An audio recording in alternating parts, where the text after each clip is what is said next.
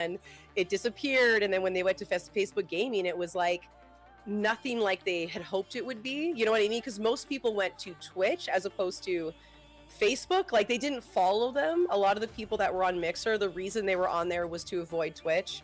Right. And so a lot of their audience didn't carry over, and also Facebook just wasn't enticing enough for people to join in, really. And so they kind of lost everything. They had to go from like the ground up, essentially. And I felt really lucky that I was only there for like half a year, or maybe like several months before everything went to crap. So luckily I wasn't like a complete victim in all of that. Yeah. Anyway, so, but I do feel bad for everyone else, for like even the Lost Drake as well. Like, he honestly had a crazy following on there too. So there's a lot of people on Kick who were devastated by the Mixer stuff as well. But yeah, no, anyway, so yeah, I went straight, I started just streaming on Kick at the same time as Twitch, and Kick, it just was growing. It felt like it was growing a lot faster. I was getting more viewers and general conversation, but I also never fully let go of Twitch because I was scared, obviously. I'm still nervous. Like, love Kick, but you know, still makes me nervous, for sure. Yeah, I can relate to that. I was very Kick focused for a long time. I did try multi-streaming. Like, I've been multi-streaming on TikTok for a long time, but it was always kind of, I'm live on Kick and TikTok is there too. I never really focused on TikTok until September last year. I joined an agency, and I joined a really good agency. I'd been in a couple of agencies before, and I found one that's actually fantastic. It's a UK based one, and that always makes me feel sad because I can't recommend it to my American friends because but no, they're amazing. It's ran by two gaming live pros. They're both British. One of them is actually a female horror streamer from the UK, so I'm just like golden. I love that. So they actually have experience. Loads of experience. They know what they're talking about. They're really good. There's no pressure to do anything. It's all gaming focused because they're gaming live pros. So there's no push to do battles or anything that you don't want to do. It's all and it kind of changed everything for me, and we built a little community over there and stuff. I love that. A lot of my Yeah. Seeing Brad and Sis here would be good. I mean, I have thought about it. I haven't asked him yet, but I have thought about whether Brad and that's their names might like to come on and chat. But they're busy beans. We'll see. Watch this space. That would be awesome. Though. It would be so cool. Awesome. It would be really cool. That would be great. But yeah, I feel more and more that's why I'm kind of dipping into Twitch as well, because Kick Conversations, this podcast, what it was before, was born out of, because I don't know how did you find the Kick with the reputation it had in the early days? We all know it didn't have a great. Right. How, before I go any further, how was your experience with that side of things, with what the rest of the world who wasn't in the good part of Kick, how they thought about Kick? Because that was rough. I mean, even still, it feels like there is some kind of, like, I want to say, like, clout that you kind of like do achieve if you become partnered or verified and stuff on here. That being said, though, it's not as much as, like, say when you're partnered on Twitch. Like, sponsorships, I think sponsors are still hesitant, you know what I mean, to sponsor because of the whole background of the gambling and all that kind of stuff. And I think that's why I hesitated as well. And I think mostly because I was already feeling, butthurt because of what was going on with Trovo. And I was like, do I really want to go in and start all over? But if I could go back, I totally would have went on Kick right away. But it really was that whole thing is they're like, don't go there. That's a gambling company. It's a bunch of hot tub streamers and gamblers, and that's it. And all this kind of stuff. But then I just saw more and more friends seeing success on Kick and all that kind of stuff, and I had some really good genuine people, like Judo Red was one of the first people, Ocean, Gatsby, they were the first two people I really saw on Kick. And I really love them, I really respect them, they're awesome. And they were just the fact that they were on there, I was like, you know what, I think I'm gonna try Kick out. And yeah, I didn't regret it, but there is still that whole thing where people are like, ugh, Kick. Even my Twitch viewers, right? They don't want to move to Kick. For the most part, they're just like, nah, I'm good. But that's the same with Kick people to Twitch, right? They're like, Twitch sucks. It's so divided. So that can be tricky. Yeah, it can be really tricky. I So I'll give you a little bit of my history. Tell me. So I didn't game for I was a gamer as a kid, didn't game for like 15 years, and then in 2020 Final Fantasy VII Remake came out, right? And I was obsessed with that game as a kid. That is like one of the main games I spent my entire childhood and teenage years playing. So I bought a PlayStation in 2020 after not having one for like 14, 15 years, just to play Final Fantasy VII Remake. And then I got curious and I was like, all the kids are talking about Fortnite, let's go check this out. And then, I mean, it just spiraled from there. I made a friend with a girl who lives in England who's like, we call each other our platonic soulmates. Like, as soon as we met, we became best friends. We made our own Facebook for adults in the UK group for Fortnite. Fortnite Adults UK group on Facebook. God, that's a hard thing to say. And we built a massive community there. We started having community nights with them. And she said to me one time, we should stream this on Twitch. And I said, what's Twitch? Because I had been so out of the loop. So we did. We started, like, literally I was in this room on a sofa with a TV and a tiny little netbook. And we streamed from our PlayStations to Twitch using Lightstream, which was like a cloud thing. No cameras to start with, nothing. And it was just a bit of fun between us. And then that community grew as well. And it became a real hobby stream. And I fell in love with it. And then fast forward a couple of years and I had to give up my full-time job because of my chronic migraine condition. And I was like, all right, I don't want to stop doing anything. So I opened an Etsy store. I started making my own mugs and badges. I thought I'll stream alongside this in a solo thing. Kick had just come out and I loved what we were doing on Twitch so much I wanted to keep this separate. So that's why I ended up on Kick. And I didn't want to have like 2 Twitch channels on the go at the time. Because for the first like 9 months to a year, we were still doing Panda. We were called Panda and Princess, by the way, because I was Lazy Panda and she was Ninja Princess. I didn't want the 2 Twitch channels going, so that's why I started on Kick. And totally unexpected to me, Kick is the thing that grew. Kick, out of everything, out of all the little business ideas I was trying to do that fitted in with my health, Kick was the thing that took off. And I fell in love with it, and I ended up in this amazing like group of communities that was wonderful, and I was growing and meeting new people. But then every time I went anywhere else, like on Twitch, because I knew a lot of people on Twitch back then, they were like, "Oh, Kick's just full of fucking the scum of the earth," and all Kick streamers are people who knew me from Panda and Princess actually said in someone else's live chat when they knew that I was streaming on Kick that all Kick streamers were scum. And I'm like, you've been watching me here for, I was like, I can't stand this.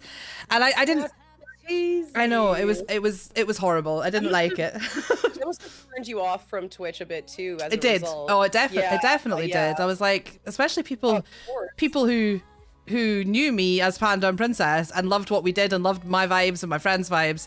It wasn't very nice. So yeah, that's so weird, right? Because it's like, I mean, of course, like on each side, we are gonna have like terrible people on whatever platform we're on. Oh, really, there's some like, no absolute what, like, corkers on Kick. Like, but like, and I mean, you know, there is more leeway as far as like how far the degeneracy can go on the Kick side as opposed to the Twitch side. So I do get where people are coming from. But that being said, it's like acting like there could be no possibility of genuine streamers on the platform is an unfortunate thing to assume. Yeah, you know. Like, tarring absolutely everyone with the same brush on a platform is just insane.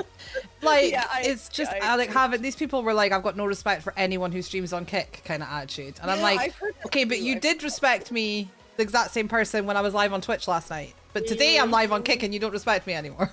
Like, there's a lot to say about Twitch as well. You know what I mean? It's like there's so much we could say about like both of the sides, really. Like the platform doesn't make the stream. The streamer does. Yeah. That's it at the end of the day. So I was peed off, and I was like, what little thing can I do to show the world the little bit of the world that I can reach? The good part of Kick, what I'm experiencing, the creators that I'm meeting, the communities I am merging with. And that's where Kick Conversations was born from. And that's why it was Kick focused, because it was all about showcasing the good on the platform. It just popped in soft. There we go. So yeah, that's where that came from. So, but yeah, like I say, things change, and multi-streaming is the way forward. So Yeah, feels like that. It feels like that's what everyone, even in, I think it was Atlanta last year or last October, like they were at the panel. There was a panel, and there was some Ghost Gaming members and just people who had reached height, like, you know, to high heights. What does that even mean? I don't even know. Anyway, but they'd done really well for themselves, and one of them was Sasky, and one of the sorry, one of the advice she had given was, she's like, don't limit yourself to 2 platforms. Don't limit yourself to I'm so sorry. Oh my god. no, you're absolutely fine. Get a drink. You're good. Oh my god, something in my throat. Oh my gosh. Hopefully my makeup doesn't start leaking. You're all good. Try some You're water, doing better than maybe. me. I didn't even have time to put any on. Oh my god, I know. I was like, it's the eyeliner. That's the worst part, is like matching eyeliner. It Never matches. No. Never matches. I swear my eyes always look completely different when I do put on. Oh my I'm god, like, same. I feel like one of my eyelids are heavier than the other two, so it's like hard to like Yeah. balance, like where, like I'm exactly like, the same. Like, it's so funny. Oh my god. I know, I end up just like starting to go into the back of my head, you know? It's like it just gets longer and longer. I just find trying to match. No, but anyway, no, like Saskia, she was giving advice, like, don't stop posting on like multiple places. She's like, even Facebook, like go on Rumble, like do all those things. And although I don't stream on Rumble, like I started posting on Facebook a few months ago, and I've literally never gotten as many, and I'm not streaming, but posting. I have gotten more views on there than I've ever gotten on other platforms, like ever. that's crazy. It's crazy to me. Like it just started like piling, and then I saw I'd gotten like almost 700,000 views in 1 month, and I was like, I don't get that on other platforms. I don't. Like, I'm happy if I get over 1,000 views on a video, in, you know what I mean? And like in Facebook is the one place I've right? never managed to grow at all. It's so hard. It's And they so say hard. TikTok is one of the hardest, as far as not stream wise, but post wise. Yeah. TikTok is the hardest to get views. And anyway, no, but it just blew my mind that like I had been ignoring Facebook this entire time, because I was like, who would be on there? That, like, I feel like the audience there won't care about me or like me at all. But And is that your gaming videos? Is that your Fable stuff?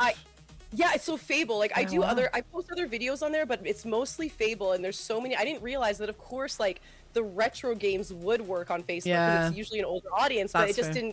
didn't cross my mind. Yeah. But so yeah, I don't know if you're posting on Facebook or whatever, but definitely do it, because Not you much never know. anymore. I did for Yeah. a long time though. So Yeah, see, like when I yeah, first started here, I became good friends with, do you know Average Shad? Yes, So, yeah. so Shad helped me hit affiliate. We've known each other as like streamer friends ever since I started I over love here. that. And he was a Facebook partner. So he was part of the Facebook gaming boom that Nice. happened. You know how it went crazy during COVID and everything? And Yeah. So if he was on Mixer then as well. I Like, did don't he I go- don't think so. I don't remember him speaking about Mixer, just Facebook. Oh, wow. Facebook first. Okay.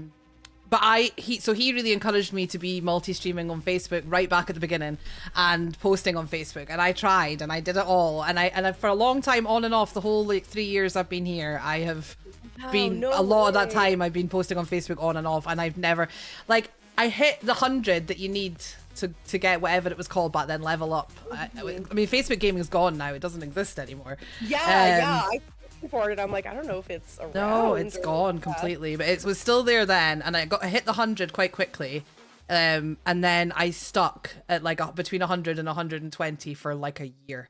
Like I couldn't get followers, I couldn't get growth. It didn't matter what I did, and eventually I was just like, I can't keep, because you're posting in so many different places. Sometimes you just have to be like, nah. So exhausting. If I'm It's- posting manually on Instagram and I hit that button to do it on Facebook as well, then it goes there. But otherwise, I don't put any time or effort into No, it. I get it.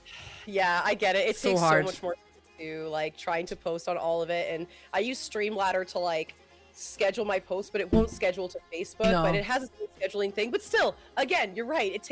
That's another several hours every week, right? To kind of like also post on there. And so it's like, you just never know where you're gonna blow up. And I think that's the most annoying thing about like the entertainment industry, is that you honestly just don't know where you're gonna get lucky. And so it's like, because I would love to honestly, like, if I could choose where to get my viewers, it would probably be YouTube. Like, if I, like, the most viewers, I don't know, like, as far as, like, long-term investment, you know what I mean? I feel like YouTube, TikTok, probably, maybe Instagram, like, Facebook, I would have just never considered that, and I'm grateful, but obviously I would love to get those people over to everyone else, you know, like, for sure. Can you monetize that on Facebook then? Is there a way to monetize? I am actually, which is crazy. Like, I got to a point, I don't know how many followers it takes, maybe it takes 1,000, but yeah, the theme honestly really worked for me. And like, people knowing that I'm going to be posting Fable every day, I think that's what's keeping them there. That's good though. So that's what you want, isn't it? Around, like, after Fable goes, but one can dream anyway. But I'm bad. I'm very bad at that because I dot about too much. But I've got a similar story that I did just over a year ago. I did a series of like Phasmophobia. I did a Phasmophobia tutorial video that went through all the equipment, all 3 tiers of all the equipment. And I did it as a YouTube video, and then I cut it up into shorts, and I just put those shorts everywhere. And the only place those shorts like kicked off when I posted them was Instagram, which was great. But Instagram is the only place, because they were on TikTok, Facebook, YouTube Shorts, and Instagram. And out of all of those, Instagram's the only one where you can't directly monetize from views on your video. Oh my God, you're right. It's the only one you can't. And I had, in the space of like 2 months, I had 1 million views. And I've never had anything like that on anything. 1 million views. And I could, if I'd had that anywhere else.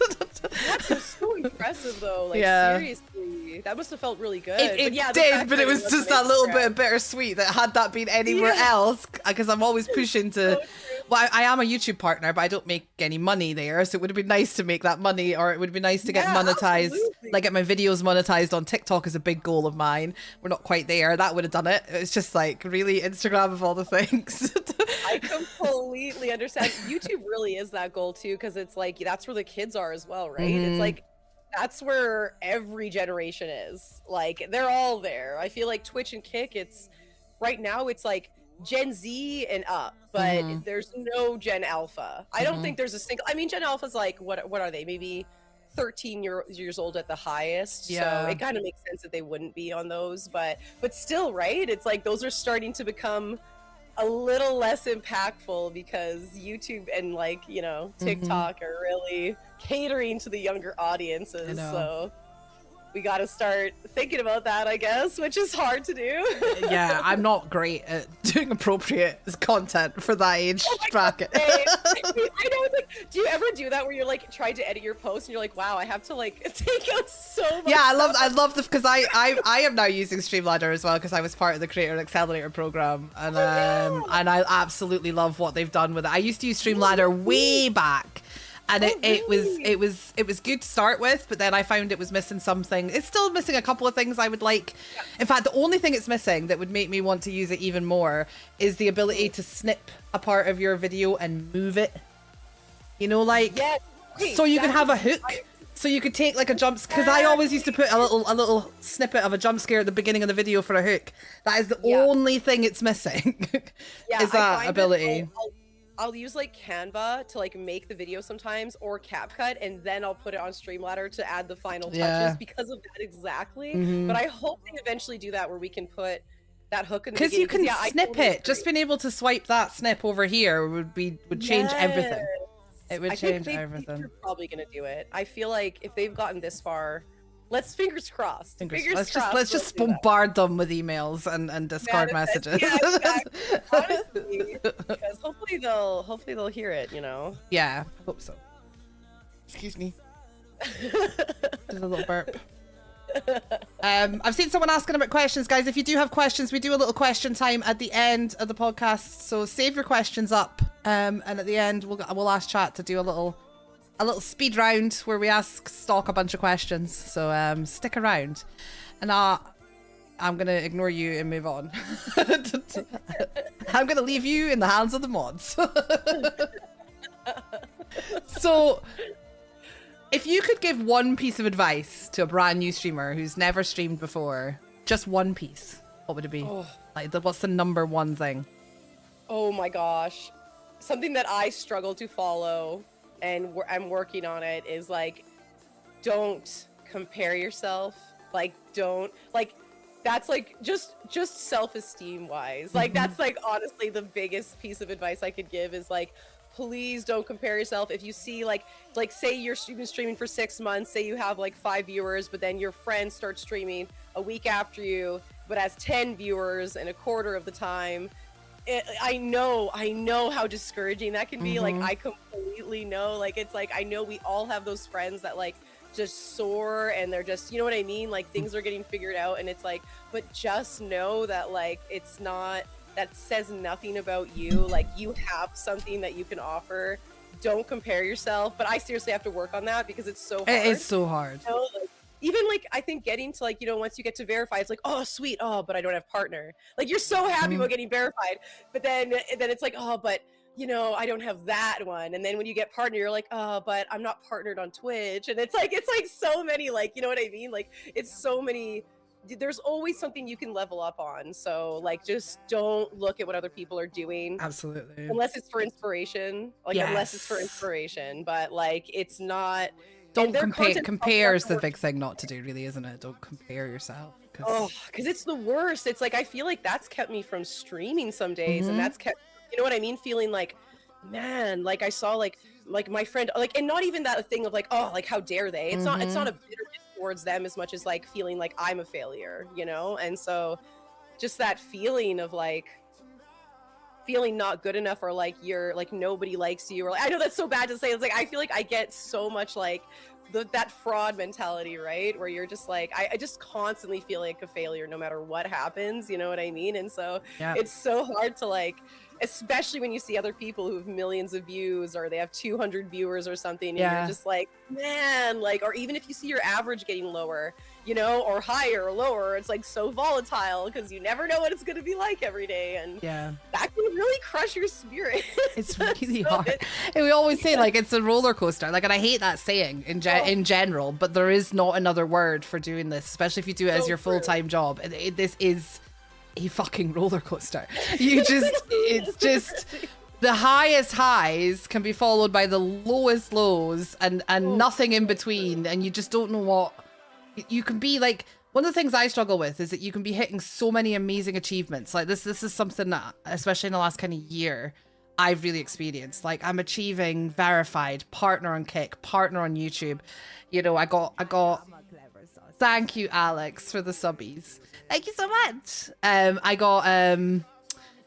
got accepted for creator, and my community funded me to go all the way to America for DreamHack Atlanta. I got accepted for creator at UK DreamHack. I got accepted to do a pitch on the stage at DreamHack UK. I also won second prize in one of the awards, which was for selling the second most tickets using my code for all the creators at DreamHack UK. No way. And that's crazy. You know, I just smashing achievements all over the place. But I still can't pay my bills. Like, all of these amazing things are happening, but the financial side this year has taken such a dip that, you know, you're constantly stressed. How do you marry up a job where you can have this much success, but your finances don't reflect that yet? Like, it's so hard. It's so hard, and most creators don't make what people think they do. They'll see like those people that are making millions of views, like on Instagram, for instance, like you were talking about, and like people don't realize how like you're getting, okay, even let's say Facebook, for instance, so every 10,000 views, I will get maybe like $1. Let's just say that's like optimistic. I'll get like, so every 1,000 views, it's like 10 cents. Okay. And when you think about it, that's like not exactly the most encouraging thing, right? No. So you have to realize when people are getting like 1 million views on that, maybe they're getting like, you know, 10 to 150, like, you don't know, right? And it's like, but the work it took to get to that point, it's like, wow, I really feel like I should have gotten more from that. But it just goes to show that it's so true. Like, we'll see Mr. Beast, who's like a billionaire, but again, he spends his entire life 24/7 doing this stuff. Like, he you know what I mean? Like, if you watch interviews, like, he even says like he's miserable, but he feels fulfilled, and that's why he does it. He's not happy, but he's fulfilled. But it's like, we just have to remember that it's like you might look at another streamer and be like, you know, I'm jealous, I'm all this kind of stuff, but you really don't know what's going on. Like, you don't know if they can even pay their bills. Like, exactly what you said, right? It's like, sometimes you might make maybe $5, sometimes you won't make anything. Sometimes you'll make like a few $100 and you'll be like, whoa, you know what I mean? Yeah, like, and everything is so up and down. You have a good few months and you're like, yeah, end of last year everything was flying. Like KPP was still really good. God knows what's happened. We'll talk about that in a bit, I'm sure. KPP was great. I had like when I got back from DreamHack last year, not only did I get the worst flu I've had since COVID, I was in my bed for a week, and then my relationship broke up. So I split up with my ex-partner. It's absolutely fine. That'll take a like. Oh yeah, we're still. Well, I'm still here. I'm still here. I live in this room now. At the moment, I'm trying to find a new place for me and the kiddos. So that's why there's been such a big delay in everything. But even though all of that was going on, the community was really supportive. I mean, subs and things are still a little bit iffy because my consistency went out the window, and I noticed that have a real effect on everything. But then my Etsy shop took off. TikTok, I did a bunch of campaigns, and I actually made some good money on TikTok from gifts. Yes. And everything was just kind of flying in, and I was like, right, this is it, 2026. And then 2026 hit, and January's always shit, right? Oh, that's the most discouraging month, I swear. And then like a month or two in like the summer. I feel like those two things are like so discouraging. Well, I don't know what's going on. Maybe it's just a lack of consistency, or maybe it's just one of these dips that happen. But I feel like I'm still in January. That's the kind of year we're having in that side. But at the same time, all these amazing things are happening for me as a creator, and it's just like, yeah, it's a lot for the brain to process, isn't it? You're like also feeling that guilt because you're like, I should feel grateful, but I'm feeling like not, like, you know what I mean? But I'm feeling like depressed about it. But I'm also, but like this and then this, and it's like so hard because you're like, it's so, yeah, you're right. It's a crazy mind fuck. It's like, what other job in the world could you have such like the level of success? I mean, I'm not like saying I'm the best, like I've had all the success in the world, but all those things that I've achieved that I've just listed, but still not be making enough to pay your bills. Like, which you've listed so many, especially like, and congrats again, like even on the YouTube partner, like that's something that a lot of people like have struggled to achieve. I know I struggle a lot with getting subscribers on YouTube. That's a whole struggle bus over there. Like, and so it's like, I really admire that you're, you know what I mean? Like, honestly, it's so funny because like you just said, it's like a lot of the things you listed are things that like a lot of streamers are like, I wish that was me. You know what I mean? They're like, I wish I was at her point. But at the same time, yeah, there you are at that point and you're still like, hey, but I still have these things I have to cover. And it's like, you know what I mean? It's like the grass is always greener, you know, like it's hard to battle that mentally. It is so tough. It is such a mental roller coaster. Like, you can't prepare anyone for doing this, especially like, I mean, it's enough if you do it as a hobby, but like doing it full time when it's your job is a whole, it's a whole other level of mind fuckery. So I know I see a lot of comments like that on Twitter and stuff where they'll talk about how like people will say, you know what, just do it for fun, like you shouldn't be doing it for money. And it's like, and even though I don't agree with people say, I think everyone to their own, right, to each their own, but I think some people that say that and just put it in one little box are probably the ones that tried really hard and it just didn't work out and all that kind of stuff. And at the same time, like, yeah, it really isn't for everybody. And also, I don't, like, man, I can't blame anyone for not wanting to go through the volatility that is streaming and that is the entertainment industry. Like, you'll even see people like Brad Pitt. He does movies that tank. You know what I mean? It's like you could be at that level and still absolutely tank. And so it's like, we just have to realize like how incredibly up and down it is, and it does take a lot out of you. But then at the same time, like even what you were saying, a lot of those things that you achieved, you wouldn't have been able to achieve with an 8-to-5 job. You know what I mean? Or you can't get highs like this anywhere else. You can't get the feeling of when you do achieve those big things. Like, you can't get that feeling in any other job. Like, not normal job. I'm sure there are other self-employed things that you've built yourself that you can, but not here. Yeah, but not the same as this. Yeah, it's a different world. Yeah, but that what you said there about people who say just do it for fun.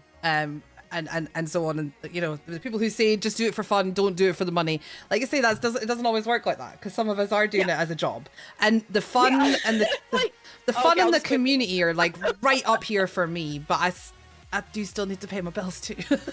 You know, and that's okay for you. It's like it's not like, it's funny because I don't think, and you don't strike me as this kind of person at all, or obviously I wouldn't even be able to like be in your streams and lurk if you were, but you know, there's people that expect it and feel entitled to people's subs and money, which I just grinds my gears.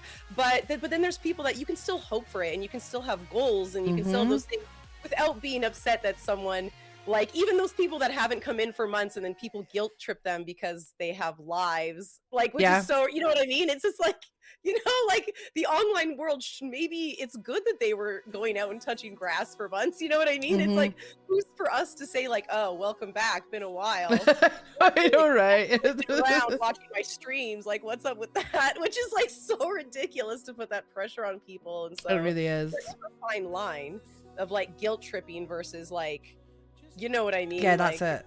That's a hard line, you know, but yeah, it's nice though. You're really not that kind of person. You're so genuine, and I feel like whatever you receive in any of that kind of way, like I feel like you truly deserve, and you're also not, so again, you're not guilt tripping your members, right? Like, no. you're not, like, I still don't know what to do. I'm still like a useless mess when someone does something like incredibly like yesterday I had a community member, we just started out on Twitch again, and I had a community member from my kick world drop 10,000 bitties on me.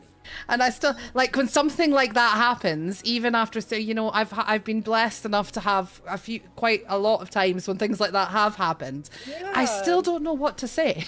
I still don't know how, and it still goes through my head. Why is this person chosen to give me that much? Like subbing every month or sending a couple of gifted to help out, I get, but when somebody does something huge like that, I still goes through my head.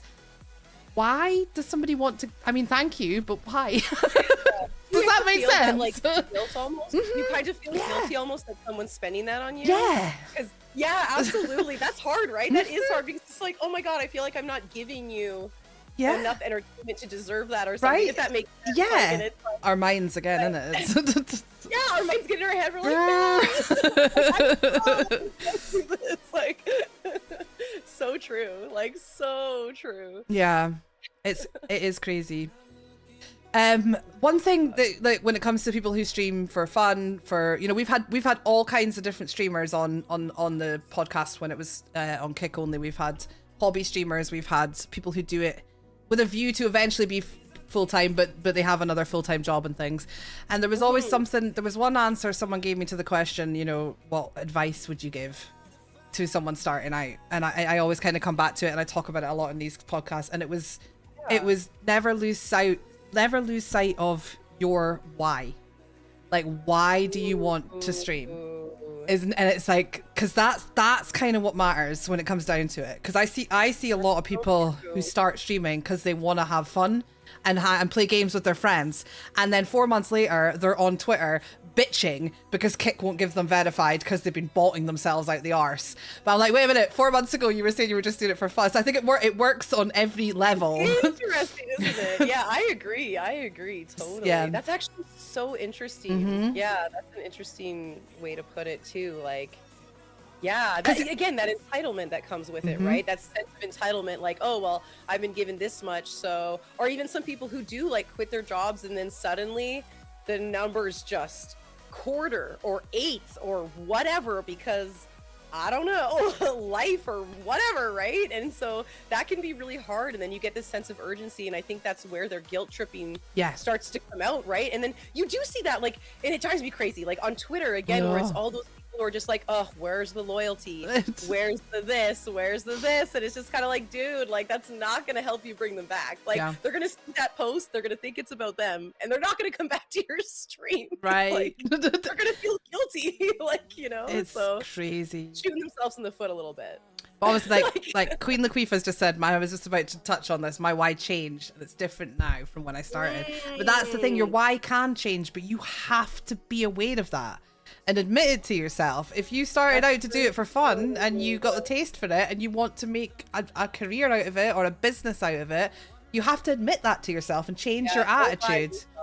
Yeah, that's so true. Do not lie to yourself. Don't keep saying this is just for fun. I'm not taking this seriously, when really in your head, like, you have these hopes and you have these dreams, and sometimes it's embarrassing for people to admit they have these dreams, right? Like, that they want to be like Mr. Beast. Like, I mean, come on, who of us really, like, you know what I mean? Wouldn't who like there isn't many of us who would say no at a chance. I mean, that's it. I feel like that's where a lot of the entitlement comes from as well.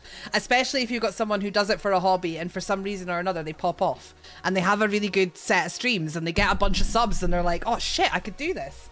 But as a job, but because they've just got lucky, because there is a lot of luck involved in streaming as well as the work you put in. But because they've just got lucky, they haven't like put together a plan and strategized and done all the work that a lot of full-time streamers put into it. They just got lucky one day and then they decide, oh, actually, I can make this work. But they think they don't need to change. So they think they can just keep streaming for 12 hours a day. And it's gonna be great because one day they got 100 subs. So true, especially what you just said about the 12 hours a day. I had a lot of like friends where they would stream every day, like of the year, 12 hours a day, but then they would stay at that 1 to 3 viewers thing and they'd get mad because they're like, I'm putting in the work. Why isn't this working for me? But then they wouldn't be posting on socials or they wouldn't be doing certain things. But again, it would be a whole thing like, why aren't the people that were there now? You know, but it's always about someone else. Like it feels like it's always like someone else is the reason for their failure. And even what you just said too, I had a friend who had a birthday stream that popped off so well that they quit. They quit and they went full time, like into the streaming. Off but it was a birthday only subathon. Ooh. Yeah. Well, yeah. Yeah.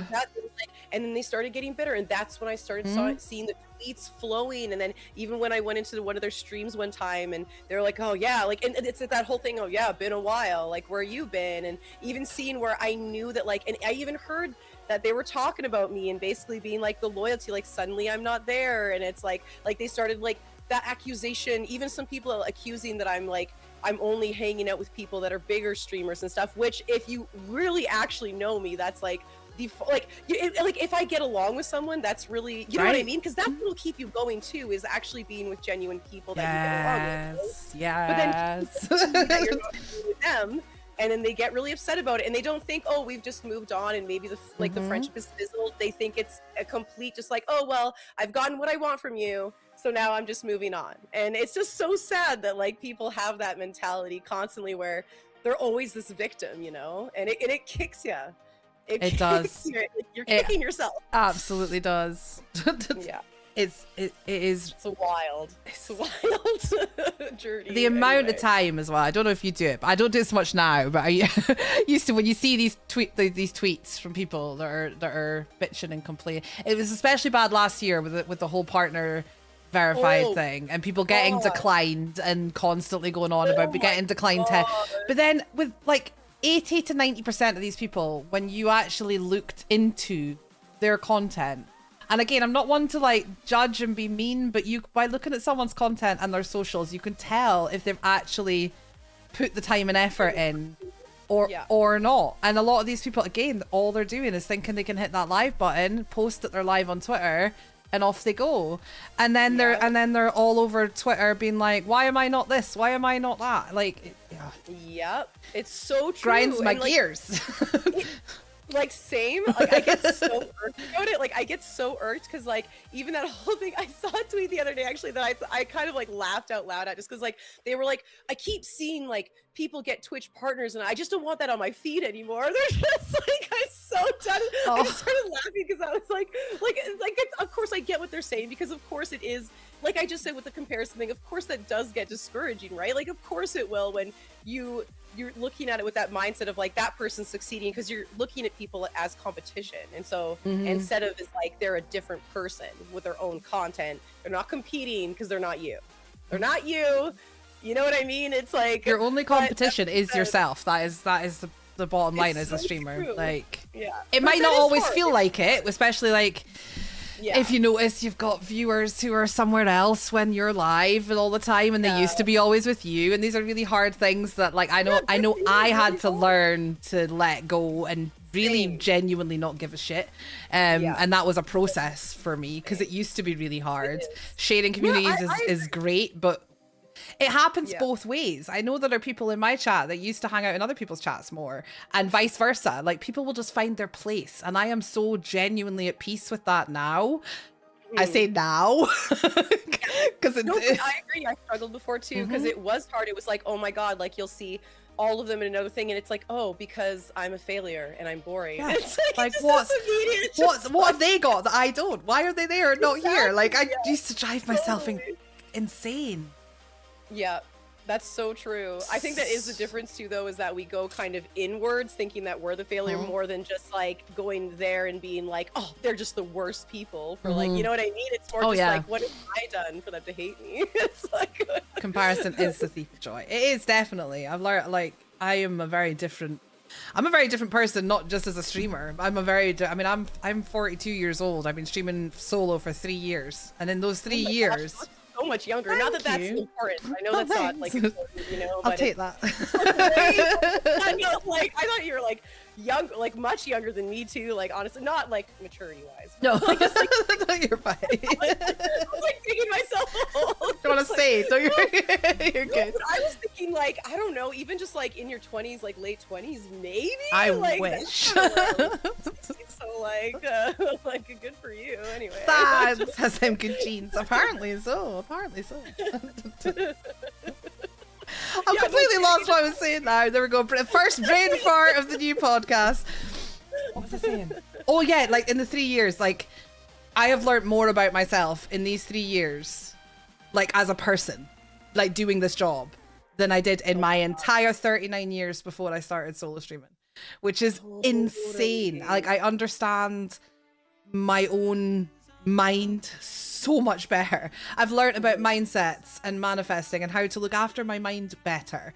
I have learned to genuinely not give a shit about things I can't control. Like that whole only worrying about things that you can control. I mean, obviously we think about, you can't not think about everything. It's gonna go through your head, but not really worrying and getting yourself in a mess over stuff that you can't control, like things like that, like the viewer numbers, like. Oh, that's a hard one. Yeah. I have to not see it because it kills me if I look at it like every time. Yeah, that's a hard. It is hard. I mean, I say I don't care. I don't care like I used to. I did have a period where I had to put them off. I definitely did. And I do still have that little moment. But now it's more like my mind goes more to, okay, could it be my content? What could we change? Also, quite a lot now, if I get low numbers on Kick, I'm like, let's put TikTok on as well. Like, I'm more like let's do something else. Let's make something else out of this time. Whereas before, it would just completely grind me down and down and down and down. And I had to put those numbers off because before they changed the numbers for verified, I was pushing for verified when it was 75. And we got to like 50 to 55 average around about like the end of 2024, like when I got the podcast award, which was the end of 2024, because things were going really well then. But we stagnated at 50 to 55 for like 3-4 months. I could not get it to go. Oh my god! And that was the time when I had to put numbers off as well, because when they dropped, then that really got me, because I'm like, we're trying to grow, we're stagnating, and now they're dropping. But I eventually turned them off, and I said, right, I'm gonna stop thinking about verified. I'm gonna stop thinking about numbers. I'm gonna really focus on my content and my community and what I'm doing. And I changed things up a little bit. I changed up my schedule. I changed up what we do. I changed up times of streams and when I did multi-streams, and I really looked at everything and I put that focus in. And that's when growth happened. That's when it started to go back up again.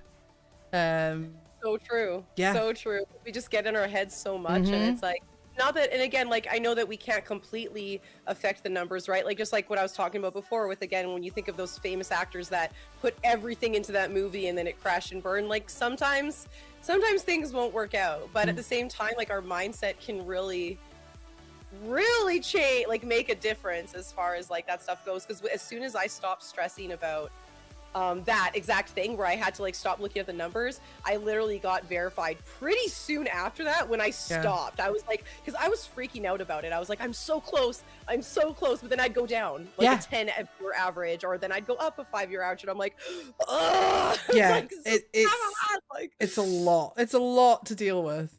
It messes with your brain. Yeah. And then you would like say, right, okay, we're getting close. Let's do a partner push or a verified push, whatever it is. And I felt like every time I posted it to my community and said, let's push for this, guys, it just went.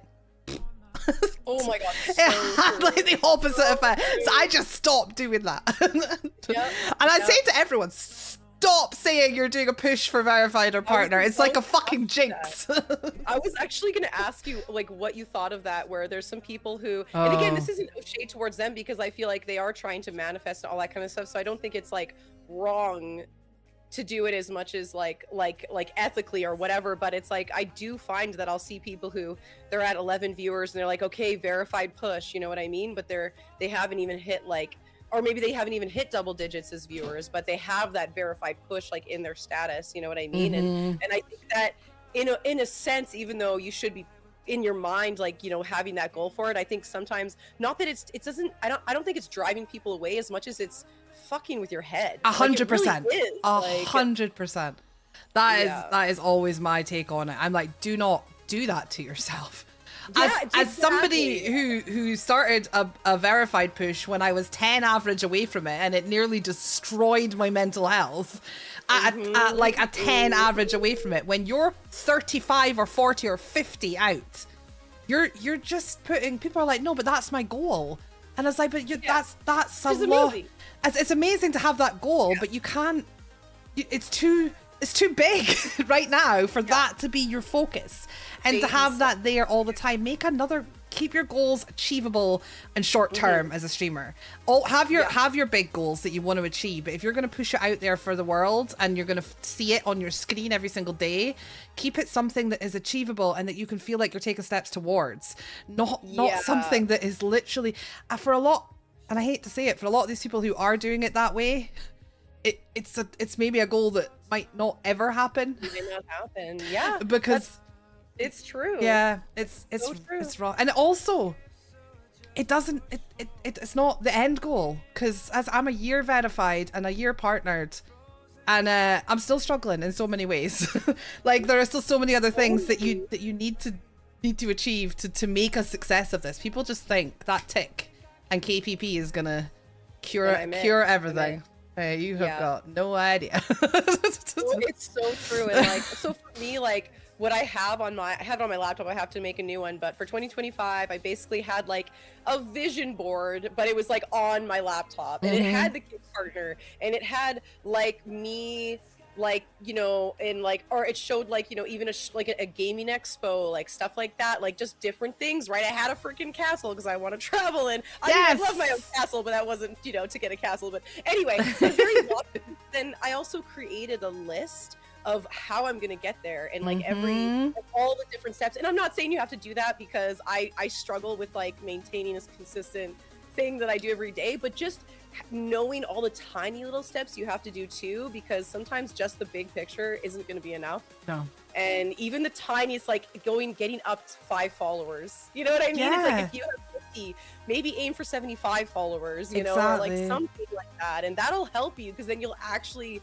see the growth. Like, if I feel like both you and I look at how we were doing in 2024 and compare like our 2025, we'd feel pretty proud of ourselves. But then now, of course, now that we have these other goals, right? And of course, like making a full-time income, like et cetera, like, you know, getting partnered on multiple platforms, you know, like it just keeps going. So, you know, it's hard to, that's hard.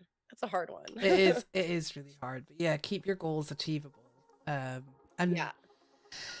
Just, I can't imagine sitting at 10 viewers or less, I've seen, and having that on in front of your face every single day just to hit that 50, because that's soul destroying. Whether you say no, it's just me aiming for my goals. And I bet if you actually sat down with these people and asked them how they were going to get there, they're like, I'm just going to keep streaming. I'm just going to keep doing what I'm doing. Because that's what they say in the comments, isn't it? But then you see other people as well. And this is another thing that gets me. It's almost like toxic positivity. You see the people in the comments being like, you got this. Just keep doing what you're doing. You're doing amazing. And I'm like, he's got 4 viewers every day and barely any chatters. Or he's bought it out of his arse and he's got no decent content whatsoever. And he's, you know... And then you've got this list of people being like, just keep doing what you're doing. It's like, your positivity isn't helping anyone.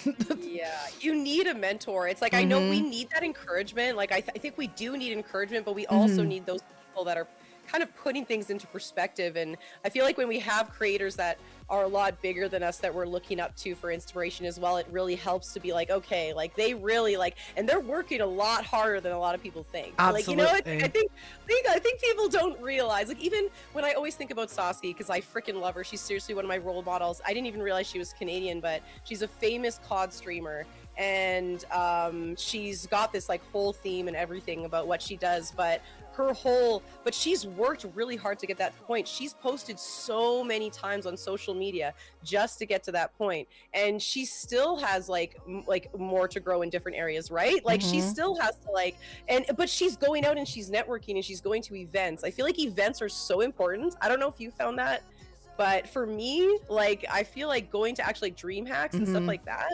made a huge difference in my viewers. Like, I don't know if you feel the same.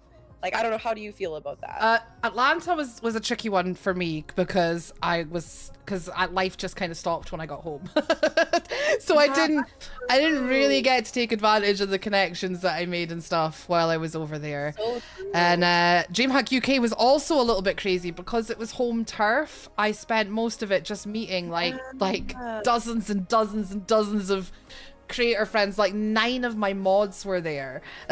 No Yeah, I have a photo with me and 9 of my mods.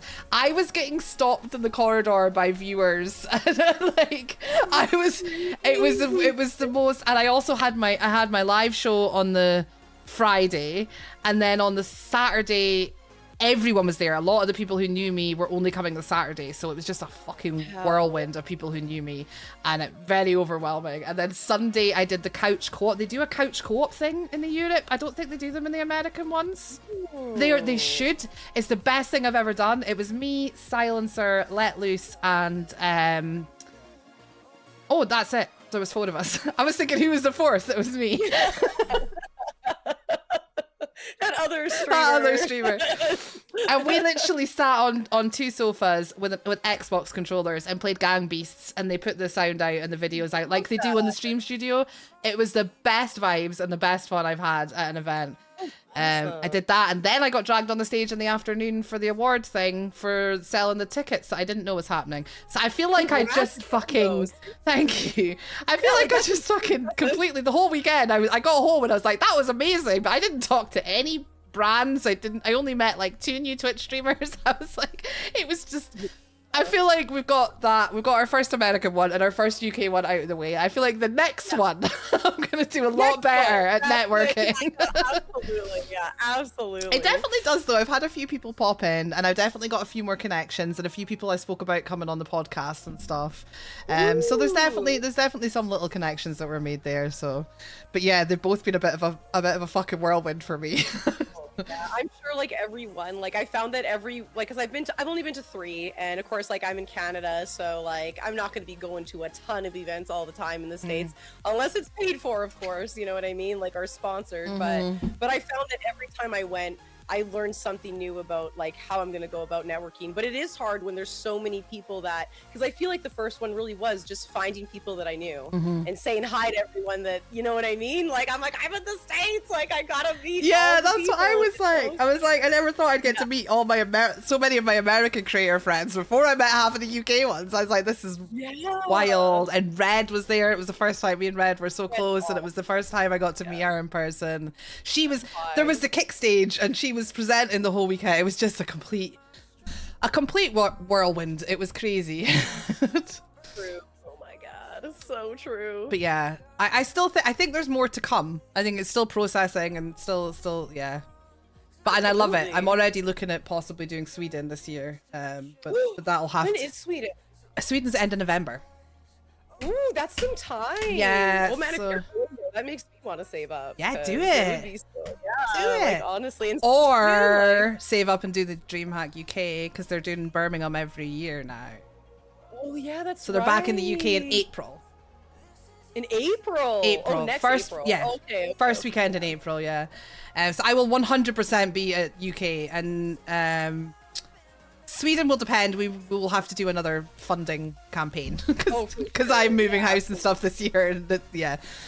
Totally. But yeah, totally. I want to do as many as I can. I'm absolutely. I want to try some other UK ones this year as well if I can. But DreamHack is in my blood now. Like in America, it felt like I loved it because it was kick.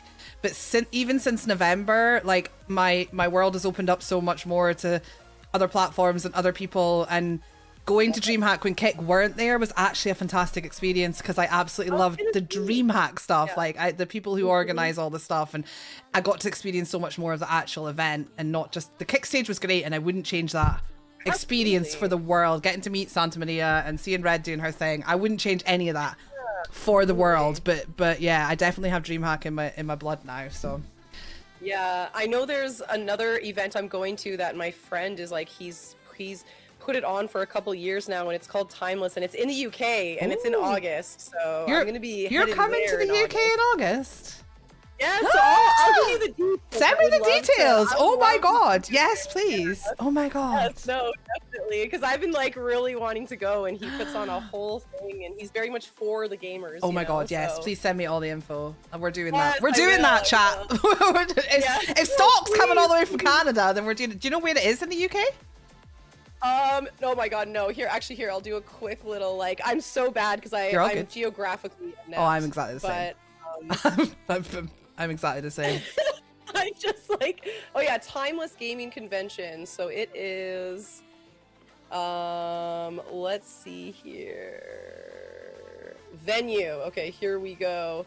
It's for the first time being held in Liverpool. Liverpool. Okay, that's not too bad. That's not too expensive. Yeah. I was dreading you saying London because I was going to be like, fuck, that's expensive. Oh, okay, yeah, I have no idea, right? I'm like, I don't know where anything is, but yeah. Anyway, so that's Liverpool in what they're gonna August, be like. guys. Liverpool in August. Let's go. That sounds good to me. Yes, send me the details. I want to get involved. I can't believe you're coming over. I'm so excited because it's one of my things as well, because Atlanta was so overwhelming. There are so many people I didn't get to spend a lot of time, and you're one of them. I think we spoke for like 5 minutes. We waved across the place. I think you raided me. You raided me from one of your streams there to my stream there, and that was like about all the contact we actually got to have. It was so crazy. That's the most one-on-one. Yeah, Which is crazy. Like, it's so true. I really did feel like I was trying to get everything done as well, and then also trying to find stuff for my kiddos too, and you know what I mean? Yeah. And, like, it was a gong it was show. just absolutely crazy. It was the best time though. Like I wouldn't change it. Thank you guys for the heart me's. Welcome in, by the way, guys. Thank you so much. I'm sorry I'm not as attentive to chat, but you guys chat amongst yourselves. Just a little update. This is Conversations with Panda. This is episode 1 of what's going to be a regular podcast. I used to do it on Kick only, but we're doing it on all the platforms now. So welcome. We did get YouTube Vertical up and running earlier, by the way. So welcome YouTube, TikTok, Twitch, and Kick on all 4 platforms. We're here with the lovely ProfesserStalke. Have you got TikTok open? That's the only one I can't do your shout out on. I do actually. Go I pop a comment yeah, in so I can get people to follow you. Thank you so much for your heart, me's guys. Welcome in. She is so pretty. I know. She's beautiful. Oh my God. She's beautiful. There's her links on Kick and Twitch. Did you put a comment in? Oh wait, let me see. On TikTok. Let me try to Pop something in so like I can that. pin it. Anything at There all, we and then I go. can pin it and everyone can follow you. Did that work? Did it Can actually, or do I have can to actually like I think I type can in? pin that. Thank you for the hand hearts. I can. There you go. There you go, guys. Give ProfesserStalke a follow. There you go. There you go. And I put her Twitch and Kick. She's also on YouTube as well, guys. Get her everywhere. Share the love. Home of the Beatles. Yes, Liverpool is the home of the Beatles. Oh really? Yeah. Oh, Oh that's god. Yeah. You have to interesting. go to Abbey Road. That's where the recording studio was. Oh, that like crosswalk Yeah, thing. that's in what- Liverpool. Oh, that picture. Yeah. okay. I've never actually been to You know. Liverpool, believe it or not. Just, you know, around noon or whatever, my kids are just gonna be behind me going into the kitchen, so you are might see all some good. blurs or something like that. But You are fine. You are all good. Penny Lane as well. She's everywhere too. She is everywhere too. Thank you for dropping her the follow, guys. Thank you. Thank you so much. You guys I are appreciate amazing. that. Share all the love. That's what we do. I really appreciate that, and you just having me in general. It's been awesome to actually hang out with you. 'Cause I know we've planned on hanging out and collabing, but it just you know it's hard to get together. I know, and as soon as I asked you, I was like, I'm not starting again until I can have Stalke on. Like, you're my first person because I've wanted to talk to you for so long. That seriously means so much to me. Honestly, it's so lovely. Oh, she does play Fable, yes. Oh, I'm like a huge Fable nut at this point. Like, I'm dreaming about Fable at this point. Like, yeah, it's a problem. And they might have delayed the new Fable actually coming out a little bit, which is a little bit devastating because I don't know how many daily Fable posts. What number are you on now? Because you're doing like day such and such of posting Fable stuff until. This is the 80th day of posting Fable. Yeah, no, like, and there's like 200 more days to go. Like, oh my god! Yeah. But I mean, it's working for you. I can't even lie. I know nothing about Fable. Oh, that's okay. It came out. I think it was 2004 was probably the first Fable, and it was Xbox. So I was like, I didn't start gaming Fable until my 20s, and so I honestly didn't know a lot about Fable. But there's this cult following that I had no idea existed. And like when I tell you that it seems like almost every person that likes Fable plays it every year as like a Christmas tradition, like that. Like people are so much more into Fable than me because I wasn't an Xbox person. I was Nintendo and PC. Right. I feel like that. What about you? What were your consoles growing up? Nintendo. Starting with the NES because I'm old. Ooh, yes, and then I'm a PlayStation. I've always been a PlayStation girl. We had PS1 and then PS2 was quite new when I kind of stopped gaming. So I came back. Well, there you go. To then PlayStation. Fable wouldn't have been on your radar. No, either, Xbox is like the whole DreamHack UK was sponsored by Xbox.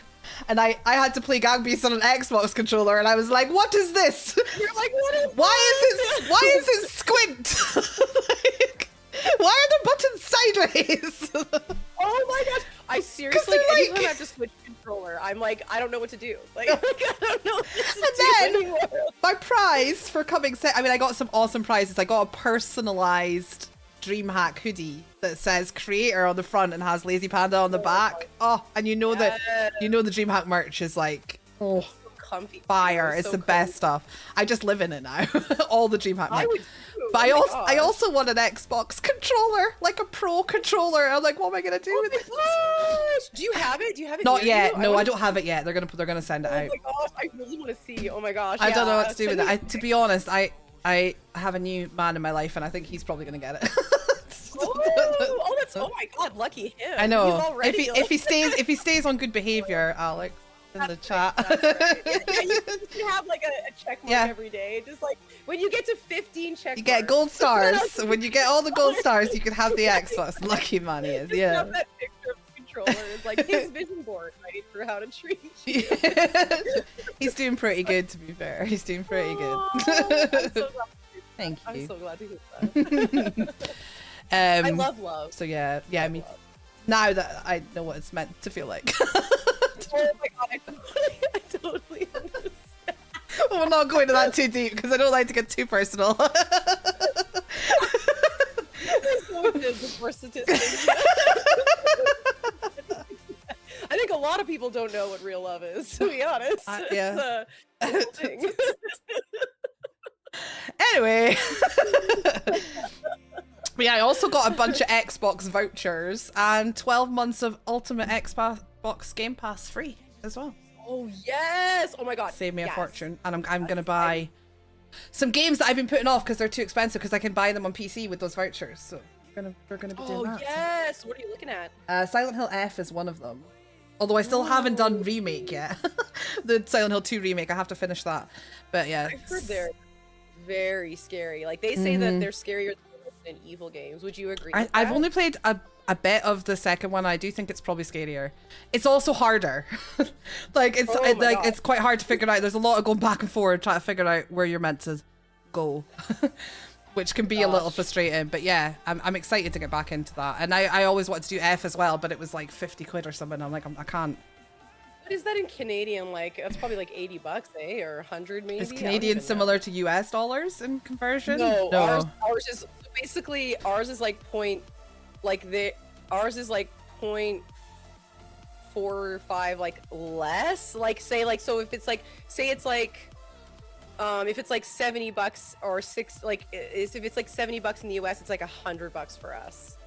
So it's like it's always so funny because they're like, oh, it's only $80. I'm like 110 for me. It's like way different. Hang on. Like, so let me just check what 10 British pounds in Canadian dollars. Okay, so it's like 1864. So 10 pounds for us is like 1819 so Canadian like dollars for you. Like $80 maybe. Yeah, I think the F at the moment is on sale on the Xbox for like £40.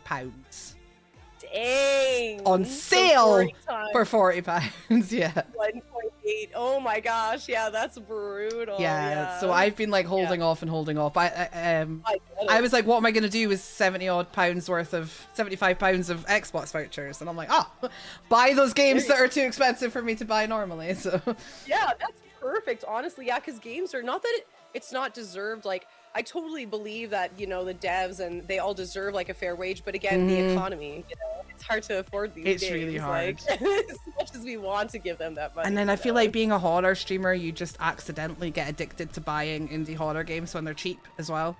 And like you forget that just because it's under $5. Ooh, thank you. That looked like thank you for the butterfly. I just happened to look up and see that. Thank you for the butterfly on TikTok, General OB. I appreciate you. Was so cute. It was so cute. It came up over your face. I was just looking at you on the TikTok one.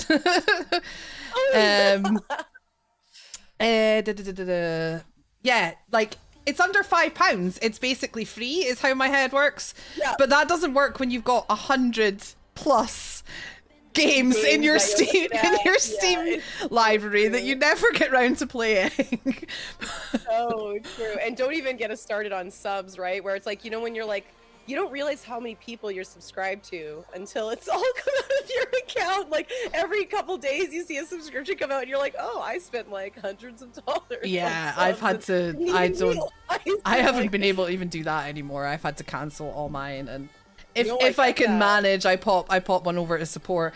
Too many people, especially like doing Kit Conversations was the best thing in the world because it opened me up to so many other creators. But like just the creators alone who've been on my podcast is nearly 70. Like, and it's so crazy. If you think about even just going in and saying hi to all these people, I don't have time. Never mind being able to afford to sub to these people because I love them all. They were all on my podcast for a reason, you know. And that's not even everyone. Not everyone's been on, so it's just like. It's a lot. Support. Yeah, how to support when it's like, I totally agree where it's like, that's why I think people should really be so, like the people that feel entitled to subs should realize, really realize that it's like when someone subs to you, like they're choosing you over probably 30 other streamers that they could be subbing to. So remember how valuable that really is, you know? Yeah. It's like, it is a big deal, right? It's kind of like, who can I afford to sub to this month? And you want to show your love. And that's one thing I like about TikTok, where you can send like whatever you make on TikTok, you can also send that to other people. And it can be like 10 cents to send something to someone on TikTok. You don't have to break your bank to support someone on TikTok. I mean, you don't have to support them anyway with, you know what I mean? Because, but still, it's like, I feel like it's nice for people to have those smaller amount options, like, you know? I love TikTok for that. And like TikTok is the one place where I still kind of hate the revenue split. It still kind of irks you when you do get a big gift and you're like, more than half of that money is going somewhere else. But just like with Twitch too, right? It's like, especially when you said they got you get the 10,000 things, like the 10,000 biddies. It's like, it's so freaking amazing because you know how much they spent. yes, You know how much they spent on it, which is double of what you're getting. Bitties are better though, aren't they? Bitties do work out as a better. I think it is a they're bit better. they're a good bit better. Sure. I think I push a little harder for bitties because it's still not 95%, but it's not. Oh my god! Like half. Imagine if Twitch ever does that. Well, what do they cost to buy? Because like 1,000 bits is $10 US dollars. Like to the streamer. Yeah. But I don't know what they cost to buy. If anyone knows, shout. Because they're definitely the best revenue cut you can get on Twitch. I'm gonna look now because I have your stream, so I'm gonna see like biddies. Yeah. So, oh, you're gonna make me do conversion now, though, aren't you? Oh my god, that's so true. I just realized, like, yeah, like, how do I even like buying biddies? Scottish? Do you know? There you go. So 10. Oh, so 1,000 is £19.20. Seriously? Oh, so it's $20 for me to buy 1,000. Are you on mobile, Scottish? Because that seems a lot. $20 to buy 1,000 Canadian. Yeah, that actually seems about right. $20 Canadian in US dollars is 14. So it can't be 19.20. Yeah, it's mobile. Don't ever buy shit on mobile, guys. So that's I didn't realize that Twitch was like that too. I thought that was just Kick that was different with mobile versus. Oh yeah, and then 10,000 is $170. Yeah, so for me. 20 Canadian dollars, which is what 1,000 costs, is 20 Canadian dollars, which works out at £10.73 in pounds sterling. And on mobile, it's 19.20. That's insane. Oh, that's interesting. So yeah, in dollars, so it costs $14.50 for 1,000, and we get $10. So it's a lot better than the 50-50 cut on. Okay, that's actually really good to know. Yeah. Maybe I'll let people know that, because a lot of people will tell me like, hey, tell people to go to Kick, but it's like most people who are on Twitch will not go to Kick, and so you can tell them, hey, just so you know, I make more on Kick, but chances are they're probably more comfortable on the Twitch side. That's so, it, yeah. You know, so someone's saying it's an 80-20 split on bits. No way. Well, that would.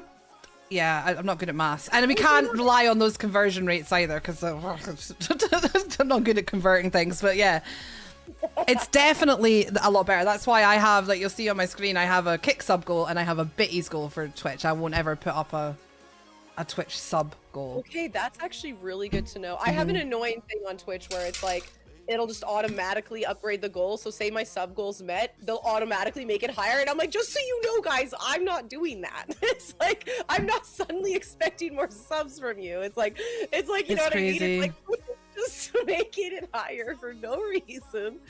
Yeah. But, yeah. How do you get on with goals and stuff? Do you set sub goals and bitty goals and follower goals and things? I think because, like, I have no problems with other people putting goals, but I myself I think because I deal with that, like, imposter syndrome all the time as well, I feel guilty. I feel so guilty setting goals, but when I see other people have goals, it's not like I'm like that doesn't upset me at all, right? It's like, then when I do it, I feel this, like, yeah, I feel this insane guilt, and I think part of me too is afraid of not meeting it. I think that's my insecurities, if that makes sense. Yeah. Like, I'm gonna feel like a failure if I don't meet it.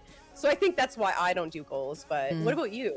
Yeah, I usually always have a goal up. I flip between daily goals and monthly goals. It's hard because sometimes no goals and you'll have a great week and you've got no goals going on. Sometimes you need that goal there to remind people that you know, because people assume.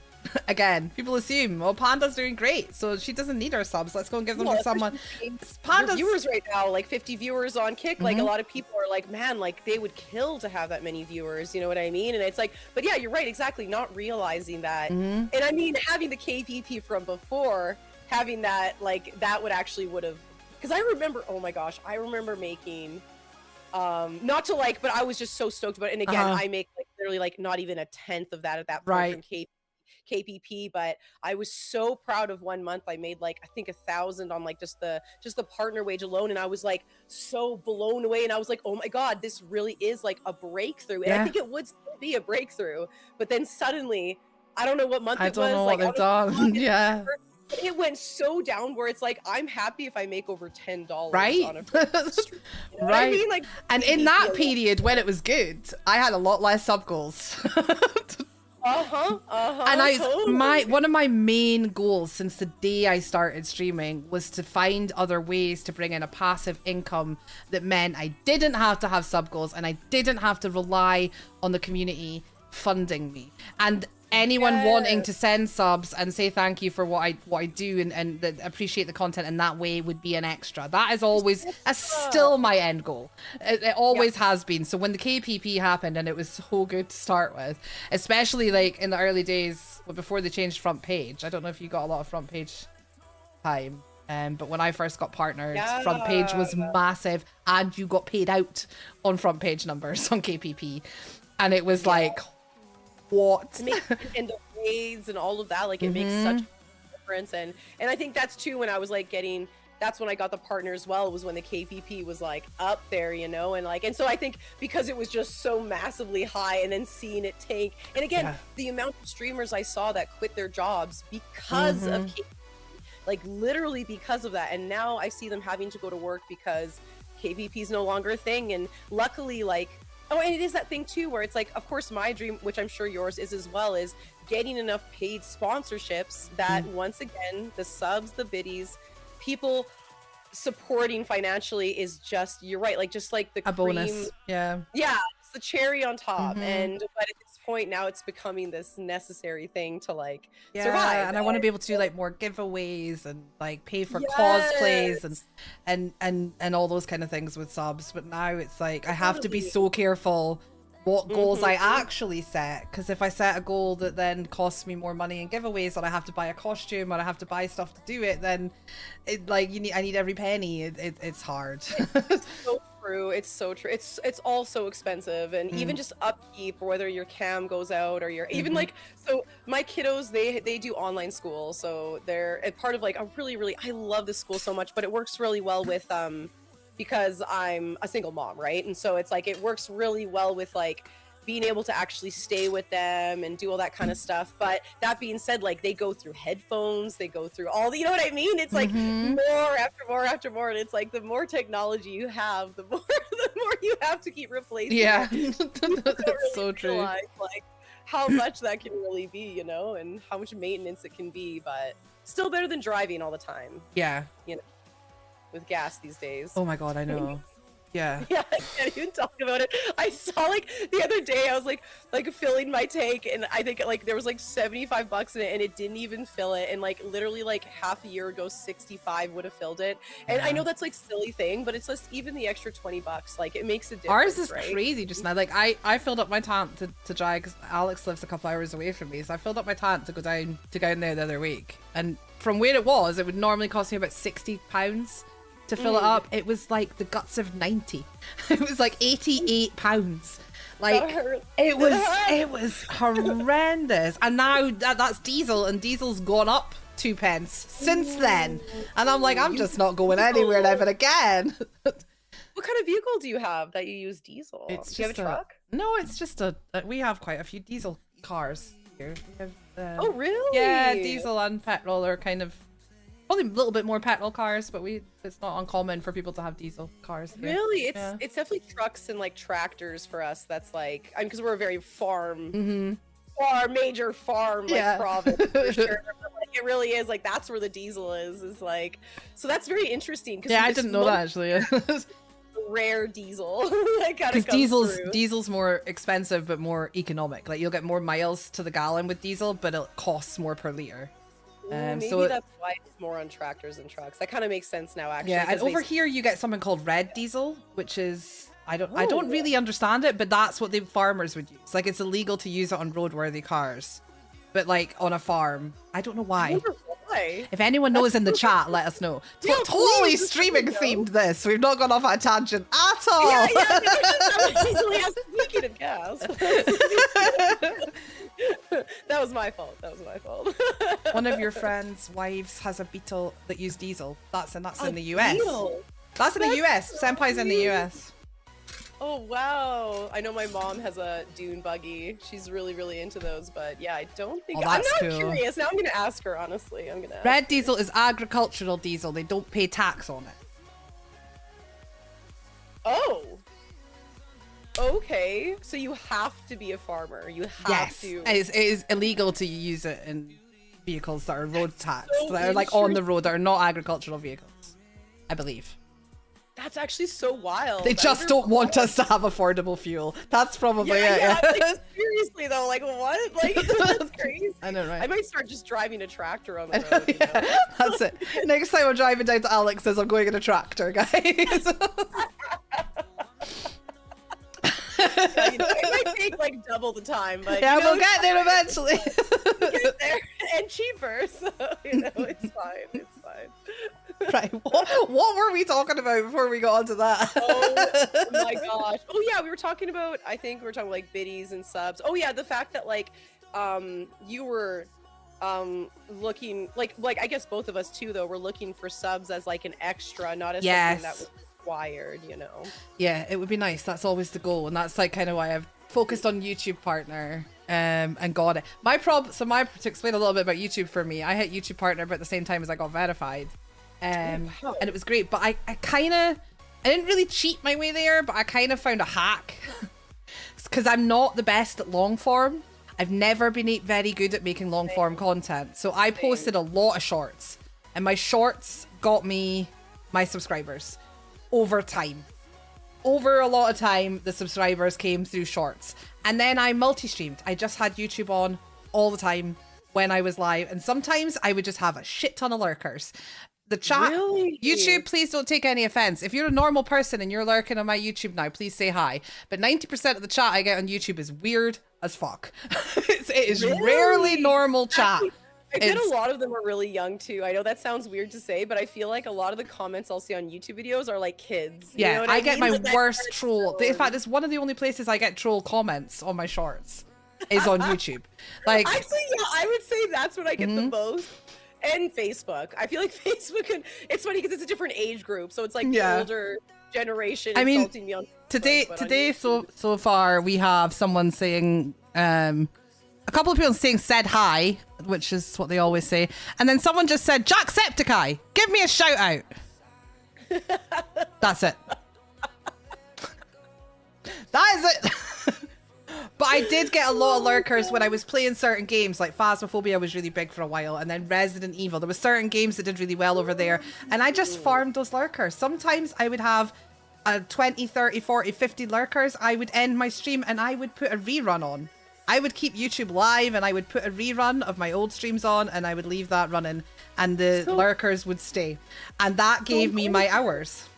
So am I hearing that, like, if I was to want more subscribers, I should start doing the streaming thing on there? Like, I would don't that know. really... A lot of my subscribers came through my shorts, to be honest. Oh, okay, because that's what be same with me. I'm very much focused on shorts, because again... But the hours, because you need the watch hours as well, don't you? You don't get watch hours from shorts. Because shorts don't give you any watch hours. You're kidding me. No. That actually makes so much sense, because when I saw it, I was like, is nobody watching the shorts? Like, the views are just like, people are just flipping through. No, it has to be live streams or long form. Shorts don't give you any watch hours. Okay, I mean live streams it is, because long form is hard to get. So I literally got the watch hours from streams and the subs from shorts, and then I got partnered, and the only way to make any money is to make long form. And I'm like, shit. So all the things I use to get partner, I am not equipped to actually make any money out of it because I'm no good at long form. Okay, no, thank you for saying that. Oh, Because that's going to change how I approach it for sure. Because I've been, I've been trying to figure out how to kind of. I believe that you're vertical hour, but you have your multi-streaming button on anyway, don't you? Because you always do Twitch. I always do multi-stream. Yeah, like so you could do YouTube. Yeah, I'm like addicted at this point, and I think it is less depressing. Exactly what you're saying is, if I feel discouraged about the kick viewage, then at least I have those other ones where I have chatters in the other ones, so it really helps mentally, you know. Yeah, definitely. That's TikTok for me, I think, because Twitch. Well, I'm literally only started doing Twitch regularly on Saturday, so, so it's been really on and off over. Like I got affiliated on the Lazy Panda one. Like, oh, you got my heart me on your head. Thank you, Chad. I was on top and I was like, you got the heart me. Yeah, so my Twitch chat is not that buzzing yet, but TikTok is there's always a constant kind of flow of people, and that's awesome. TikTok's been the big funnel for me. Even before I was in an agency and really focusing on TikTok and doing some TikTok only streams and putting more time and effort in, a lot of my community, my mods, and people who've become my lifelong friends found me on the FYP and came over to Kick, and now they live on Kick. You know, it's been a real funnel for me, TikTok. And that'll help you with Twitch too, because I get quite a few people from TikTok to Twitch because they'll be like, oh, I like it because it's a bigger screen, or like, but I agree that FYP, like the TikTok's algorithm is awesome. Like I honestly think, like, as far as when you're live, like it really brings you people that are interested in the games that you're playing. Yeah, like it really does. Like they've got that down. Yeah, but the posts, now that's hard. Yeah, let's not talk about that. That's like way harder. That's where all my followers, because again, I was stagnating on followers on TikTok for a long time until I started focusing up my TikTok streams. And we've got, since I started in the agency, I think I've gone from like 3,000 follows to 8,500. Like it's I've had, because sometimes you just hit a game at the right minute and it just goes. I've had streams where I've had like a couple of streams, not a lot, just to make that clear, but I've had a handful of streams where I've had like 500, 600 followers in that one stream, and I'm like, what's going on? No, that's awesome. 8,600. 8,653 actually, one of my mods has told me. 10,000, you're so close. I know, but then I'm nowhere near it on the views though. But again, it's those, I don't know if you're the same. I've definitely learned with content that you're putting out, offline content. One thing I've learned is I think we kind of touched on it. It was like picking your battles. Like post everywhere, but don't put all your time into everywhere. Like lean into the places that are doing well. Like, you know, if you're posting everywhere and like Instagram takes off, then go and post more of that on Instagram, but keep posting the same stuff everywhere else, but focus on Instagram. If TikTok's doing well, then design your short form for TikTok, but also post it everywhere else and kind of lean into the right places. I agree. I've been really bad this last 6 months because of my life being upside down on doing any kind of consistency, and doing the Creator Accelerator program and actually getting a shot of the AI. And I know AI is controversial, right? But needs fucking must, guys. The AI clipping tool is a fucking godsend for someone like me who, when, you know, sometimes just doesn't have the time but want that consistent short form going out. And I was able to post, I mean, during the program, I was posting 2-3 times a day using that. And it took so little time, and you can post to all 3 platforms at once. I was like, kept me going. Like that's the only reason I've been able to consistently post as much as I have. Like was literally because of that. And obviously it's motivating too, because you want to keep ranking up. But it really did help to like have those 3 right there where you could write the different titles and hashtags and choose the different, like, oh my god. But then the AI thing was great too, because you're not just doing AI, because then you're editing after that too, and you're fixing the layout, doing all that, so it's not so that's nice too, right? And I loved it because you put in your whole stream. It was giving me moments in the chatting parts of my stream, like when I chat at the beginning of a stream, or like when something random happens that I would never think to clip. Like I'm a big clipper. I have a button on my stream deck that I press all the time, but I would never think to clip some of the moments that AI finds. And they've been some cracking moments. There's one of me shouting at a troll for backseating and all sorts that I would never have clipped, but it makes such fun content. 2 seconds, sorry. Do I have, oh my god! I'm getting a Stevie Streamers host. Shut the front door. Stevie! I fucking love you. We're getting hosted on Twitch. Very quickly, do I have a mod on Kick that could jump over to TikTok, because Susie has to go? Can I have a mod that can keep an eye on TikTok, please? Oh my god, Stevie, I love your face. How are you doing? Welcome in, Mary, Rebecca, Chris, Heavy, Ellie, Soy. How are you doing? Steamy, I fucking love you. I fucking miss you so much. I'm back. I'm finally giving Twitch a proper go, mate. I'm very happy. I'm very happy. Steamy knows I've been dipping my toes and I've never... Thank you, Nikki, for jumping over at TikTok. Spooky, welcome in. Choo choo, let's go. How was your stream? How are you doing? Chris, thank you for the heart, me. Love you, miss you too. Great to see you. It's great to see you too. Thank you so much for the host. Guys, conversation. This is episode 1 of Conversations with Panda. So some of you, if you were part of Steamy's world on Kick, might remember Kick Conversations because Steamy was a guest on it. And we took a little break to rebrand and move to all platforms, and we came away from Kick Conversations and we're now Conversations with Panda. And this is our first episode with the lovely ProfesserStalke. If you don't know her already, guys, make sure you go and give her a follow because she's badass. Thank you, Panda. No, thank you. Let me just do the shout out thing. Thank you. We could just do this all day. No, thank you. No, thank you. It is pinned to the top. I was trying to do that one. Yay, thank you for the follow. Who did that? I have too many things open. Soy, thank you so much for the follow. So if you don't know me, guys, I'm a horror variety content creator and podcaster. I do the Conversations podcast. We're also bringing back the paranormal podcast.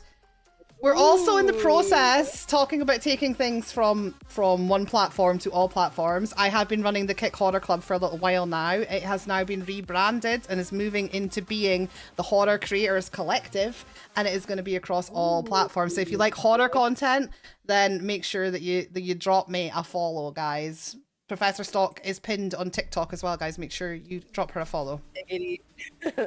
That's all the things. Thank you so much, Steamy. Did I give Steamy a shout out? Someone did, surely. Yes. Okay. Give him one of the special ones after too, Scottish. Thank you. Oh, all the overwhelm. Thank you so much, Steamy. I love your face. You need to come back on now. You're a Twitch streamer now. You can come back on, right? I would love that. Thank you so much. I love you guys. If you don't know Steamy, make sure you follow him on Twitch. He's an absolute fucking gem. Adore him. Miss him so much. He is dopamine in human form. That is what he is. What does he stream? Retro, karaoke, chaos. You don't know Keith? How have you and Keith not? We've got a Twitter at the moment because we're going to be doing a new Discord. It's not working. Never mind. Scrap that. It's fine. Go to the Discord. Yes. If you don't, you're going to love Keith. You should follow. You and Keith need to follow each other. Yeah.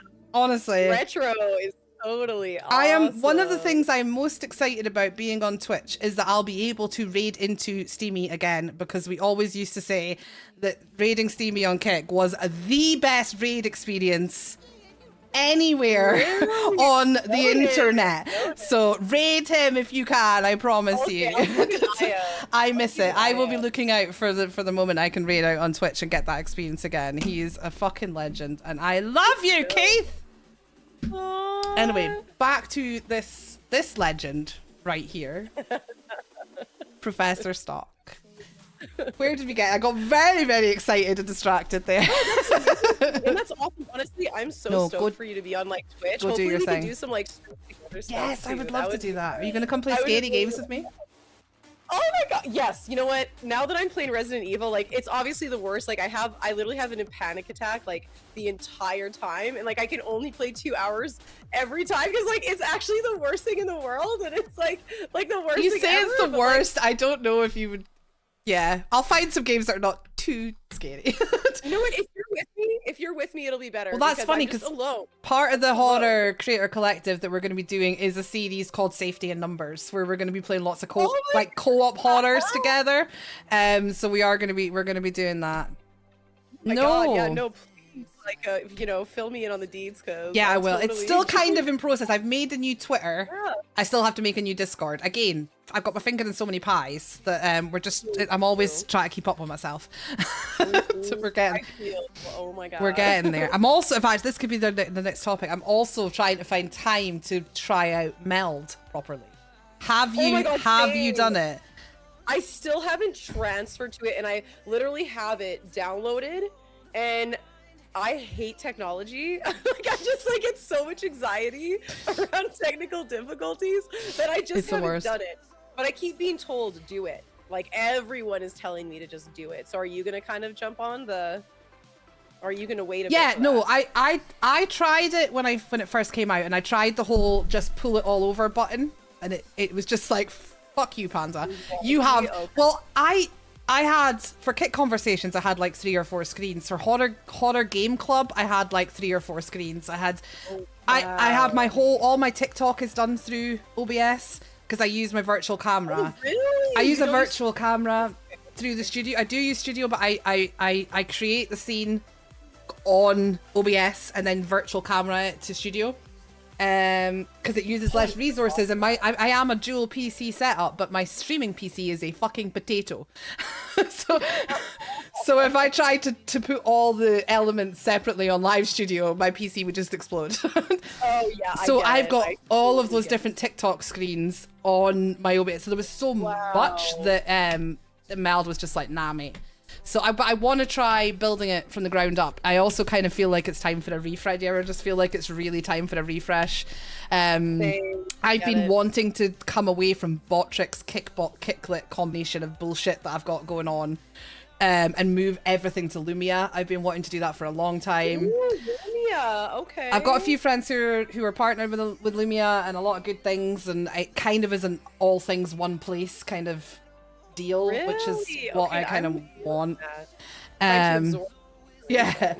So I felt like this was a good time to try Meld and Lumia together and kind of rebuild. And then they announced that does anyone know what it is yet? Meld's dropping this huge thing today. And yeah, I don't know if anyone knows what it is yet. Because even Creation X was messaging me being like, if you're not on Meld yet, get on Meld. This is insane. So now I'm like feeling even more pressure to do it. Yeah, I actually just saw that today. It's like right up here, but it's like basically saying introducing your unfair advantage for live streaming. Meld Spark. So it says, take an idea for an overlay widget or interactive and make it real on stream by describing it in Spark. Everything it builds is automatically connected to your platform and easy to share, which is, I'm trying to understand what that is, but that sounds kind of crazy. It does sound, I've seen some of like Creation X built like a game, like a Hangman game, his own complete creation on his stream that people can interact with. It looks pretty fucking epic. Like, there's going to be an all-nighter. One of these nights, I'm going to be like, right, I'm awake, and it's going to be an all-nighter, and I'm just going to do it. Just do it. Yeah, absolutely. Drink some coffee. Yeah. You know. I've got the Red Bull. I've got the Freshen Up. We got this. I don't know if you toke or if you. I was like looking because I was like, is that like a? But I don't know if TikTok is like cool with us talking about that. Oh, what was that? I don't even. Oh, I was just talking about like Mary Jane. Oh, like, okay. Depending how you say it, I think. yeah, probably does depend.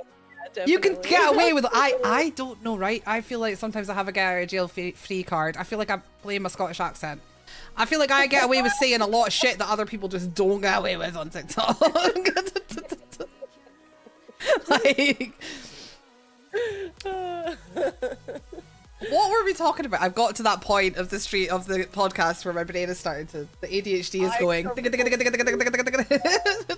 No, I'm trying to think of the last like streaming topic we really had, but it really came down to like, I guess it still was on that whole thing of like. Oh, Meld. I asked about Meld. That was what Meld. After the yeah. So yeah, I'm definitely gonna give it a go as soon as I have time. Yeah, same. Yeah, it's tough, isn't it? There's so many things to keep up with, and as much as like you want a refresh, like you know how everything works right now. So starting from scratch, like it literally takes so much time to start from scratch and build it again. It's true. I know everyone's like, oh, it's easy, just like click a button. I'm like, it's not like that for me. When you've spent years building your scenes and building everything you use, especially if like you're someone like me who has many different formats of podcasts and TikTok, and it's all built in, and it's a little bit messy, and other people might look at my OBS and go, fuck. But I know how to work it. So yeah, it's a bit daunting, but you gotta keep up in the streaming world. You have to. It's so hard. It's so hard. I'm old and tired. don't you know? Oh. I just want a nap, you know? I just want a nap. It's like, yay, another new thing. It's fine. Everything's okay.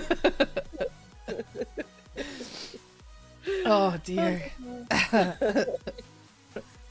So going back to my little list of questions, is there one thing that you didn't know, like you didn't have a clue about streaming that you didn't know? Oh my god, how badly did I mess that out? Let me just refresh my brain. Is there something that you didn't know about streaming before you were a streamer? Not even that hard. Something like that you didn't know that kind of surprised you, like something you're like, I had no idea X. Ooh, I honestly, I mean, again, I knew about YouTubers. I knew about, like, I want to say like PewDiePie, like stuff like that, where I knew about YouTube creators, but I never knew about like streamers really. And I think the one thing I didn't realize was honestly the ability to make money. I think that for me was like the biggest thing, was that like once I started making something out of it, I was like, this could be my way to stay home with my kids and make a living. I was like, if I can be a stay-at-home mom and be with my kids and be available to them, and you know what I mean, and not have that job where I'm gone. At that point, even doing college, even doing other jobs, I was gone like minimum 10 hours every day, not able to spend any time with my kiddos. And then of course, like the only time you spend with them is getting them ready for bed, getting them ready for school the next day, and it gets really depressing, you know, like to a point. And it's just like, I just remember my mom, and of course I feel like there was a lot of privilege in that, and I'm so grateful my mom and dad could have that, but the economy was so much better too. But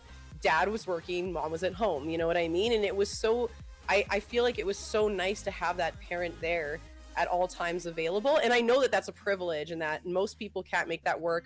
Women make up 50% of the workforce, right? So clearly most of us are all like have multiple jobs, but the one thing I wanted was to figure out how to be at home and be with them. And massage was something that I thought could be that avenue, but then I found that really wasn't for me. I found it kind of traumatizing to actually massage and touch other people's bare skin. I don't know how to explain that, but it's like that's so intimate for me, and some people can handle it, but like for me to actually like have to do that to, like, you know what I mean, especially like to men or whatever. And again, nothing against men or anything, but for me there was a lot of like, you know what I mean, like deep-seated trauma there. And so streaming, like suddenly making money with the streaming, it was like, oh my god, like I could grow this, I could do this. And so that was the biggest shock, was knowing I could potentially make something. I think that was like the biggest shock, like ever.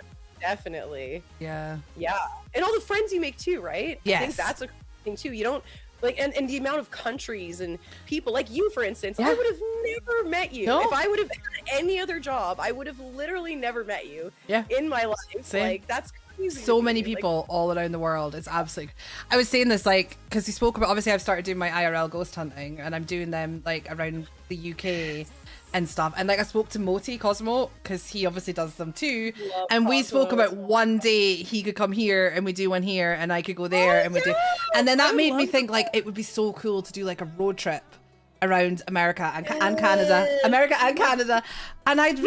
by talking about that on stream and people responding, I realized that I would have a sofa or a spare room in almost every state in America and Canada, like through streaming. Like I know I am close with, not like, you know what I mean by close with, like I'm close enough I come and sleep on their sofa with enough people in America like pretty intimate, you know, like that I could literally, I wouldn't need to pay for accommodation practically at all, and I could tour America. That's like fucking wild to think about.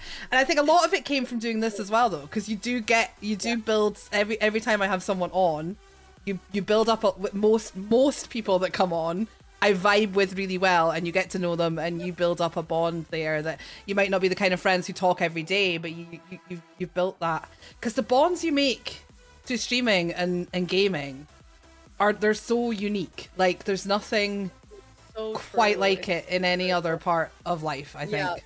both devastating and amazing at the Mm-hmm. same time. You know what I mean? Yeah. Like it can really, it's a whole thing. Like especially the parasocial aspect of it too, because at the end of the day, I mean, people could really lie about what, you know what I mean? Like you can really say whatever you want. Like, you know what I mean? Say whoever you are, but some people, like there's a lot of genuine people just looking to make friendships and Yeah. connections. And hard to do that nowadays, especially after COVID when everyone's kind of scared to go out still. Like I feel like we still Yeah. have that PTSD and a lot of us Yeah. are like way more introverted than we were before. Mhm. And so it's weird, right? Like even thinking of meeting people outside of it I is like, genuinely, in the past year, in fact, if not 2 years, year and a half anyway, I have probably spent more time with friends I've made online than I have with people I know around here. I would say same. Yeah, And that same. includes like people from America. Like I've come all the way to America and met a bunch of people. Hoofy came over here and I got to see her again. You know. Yeah. Oh I know I love Hoofy too. Yeah. Oh, she's the sweetest. Yes, I it's agree. it's crazy. It's like a bond, and I feel like if you're a genuine person and you're genuinely yourself in this world, then you attract that. In my experience, like 99% of the friendships that have gone deeper than just, you know, I have some of my best friends in the world I met through streaming. They're either my mods or they're other streamers, and like they're genuinely the people I rely on every single day. They have my home address. Some of them have met my kids, you know.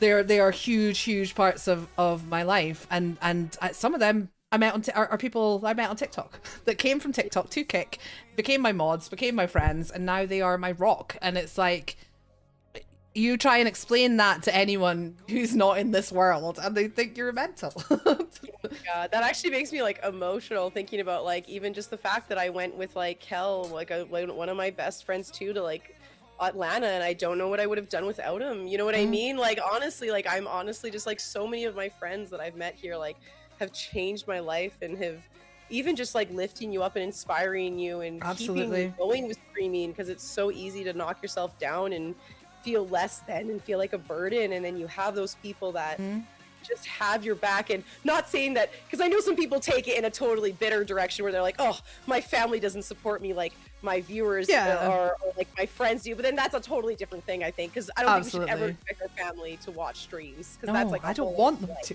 That's weird. Yeah, I know. Yeah, it's like if anything, they probably shouldn't be watching them. When I was over in America, my mum was talking about what I don't know if I think she may have lurked, but she was we made her an account so that she could come and experience like me in America, because she really wanted to see it. I don't think she ever spoke, but I had like the whole chat prepped. Like, this is her name.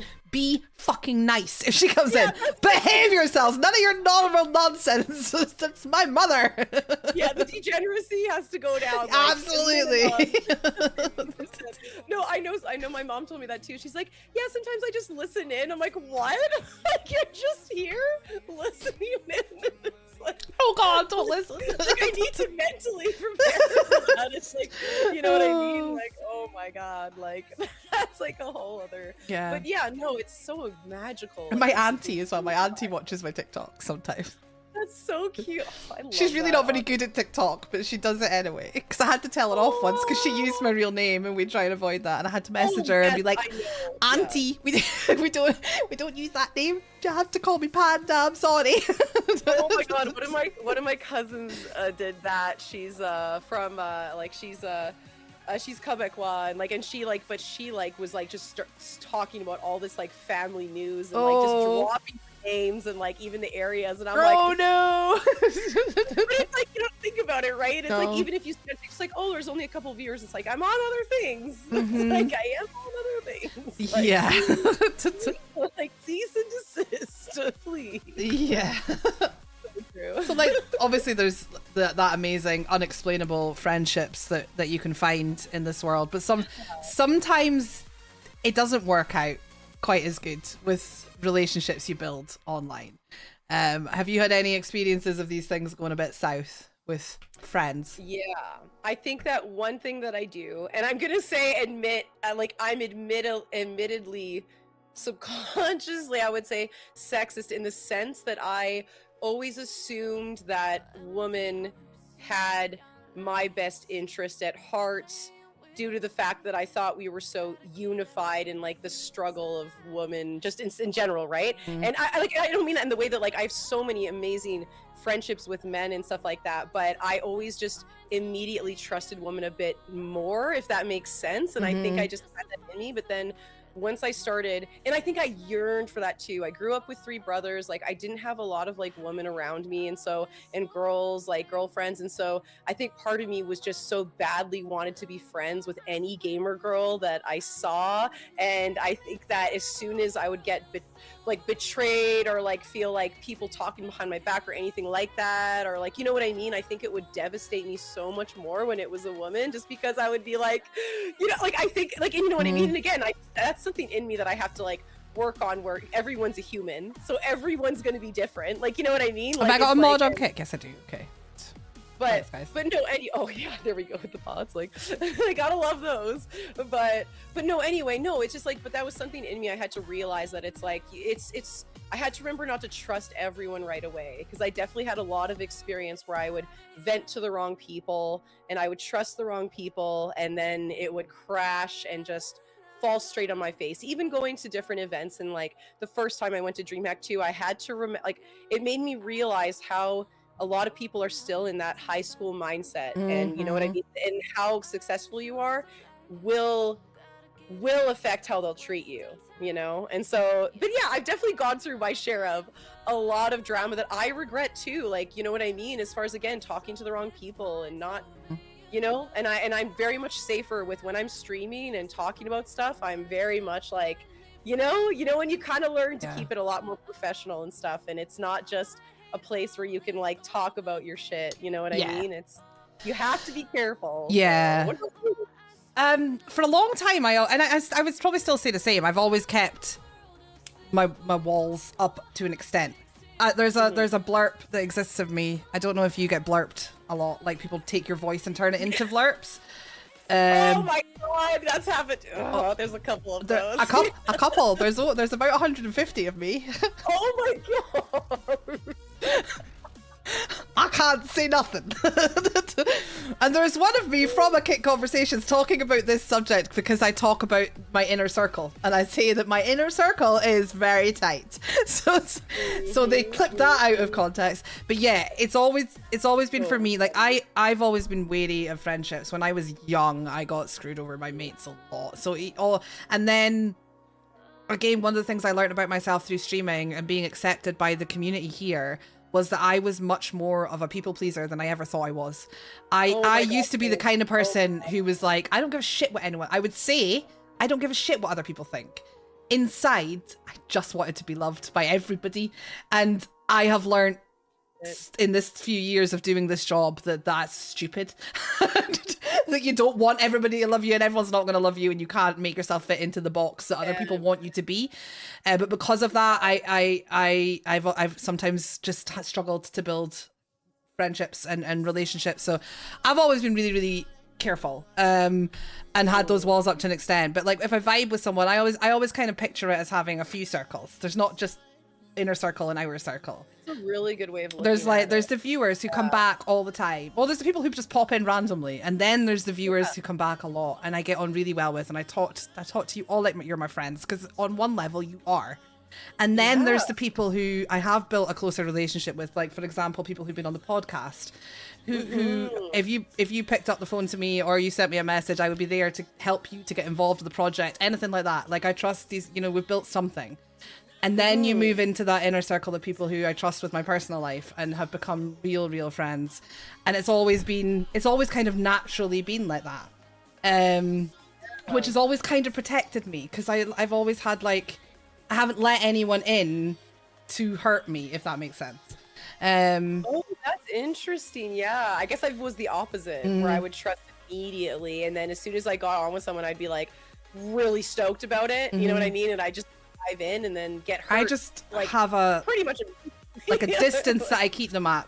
Like they would have to get right into that inner. If they're right in that inner circle, then they would have the power to hurt me. But not that many people get right in there. You can still be my friend and we can still be close, but you're not. If you're gonna turn on me, then fuck you. I'm done. I'll move on. I'm not wasting my time on it. You know.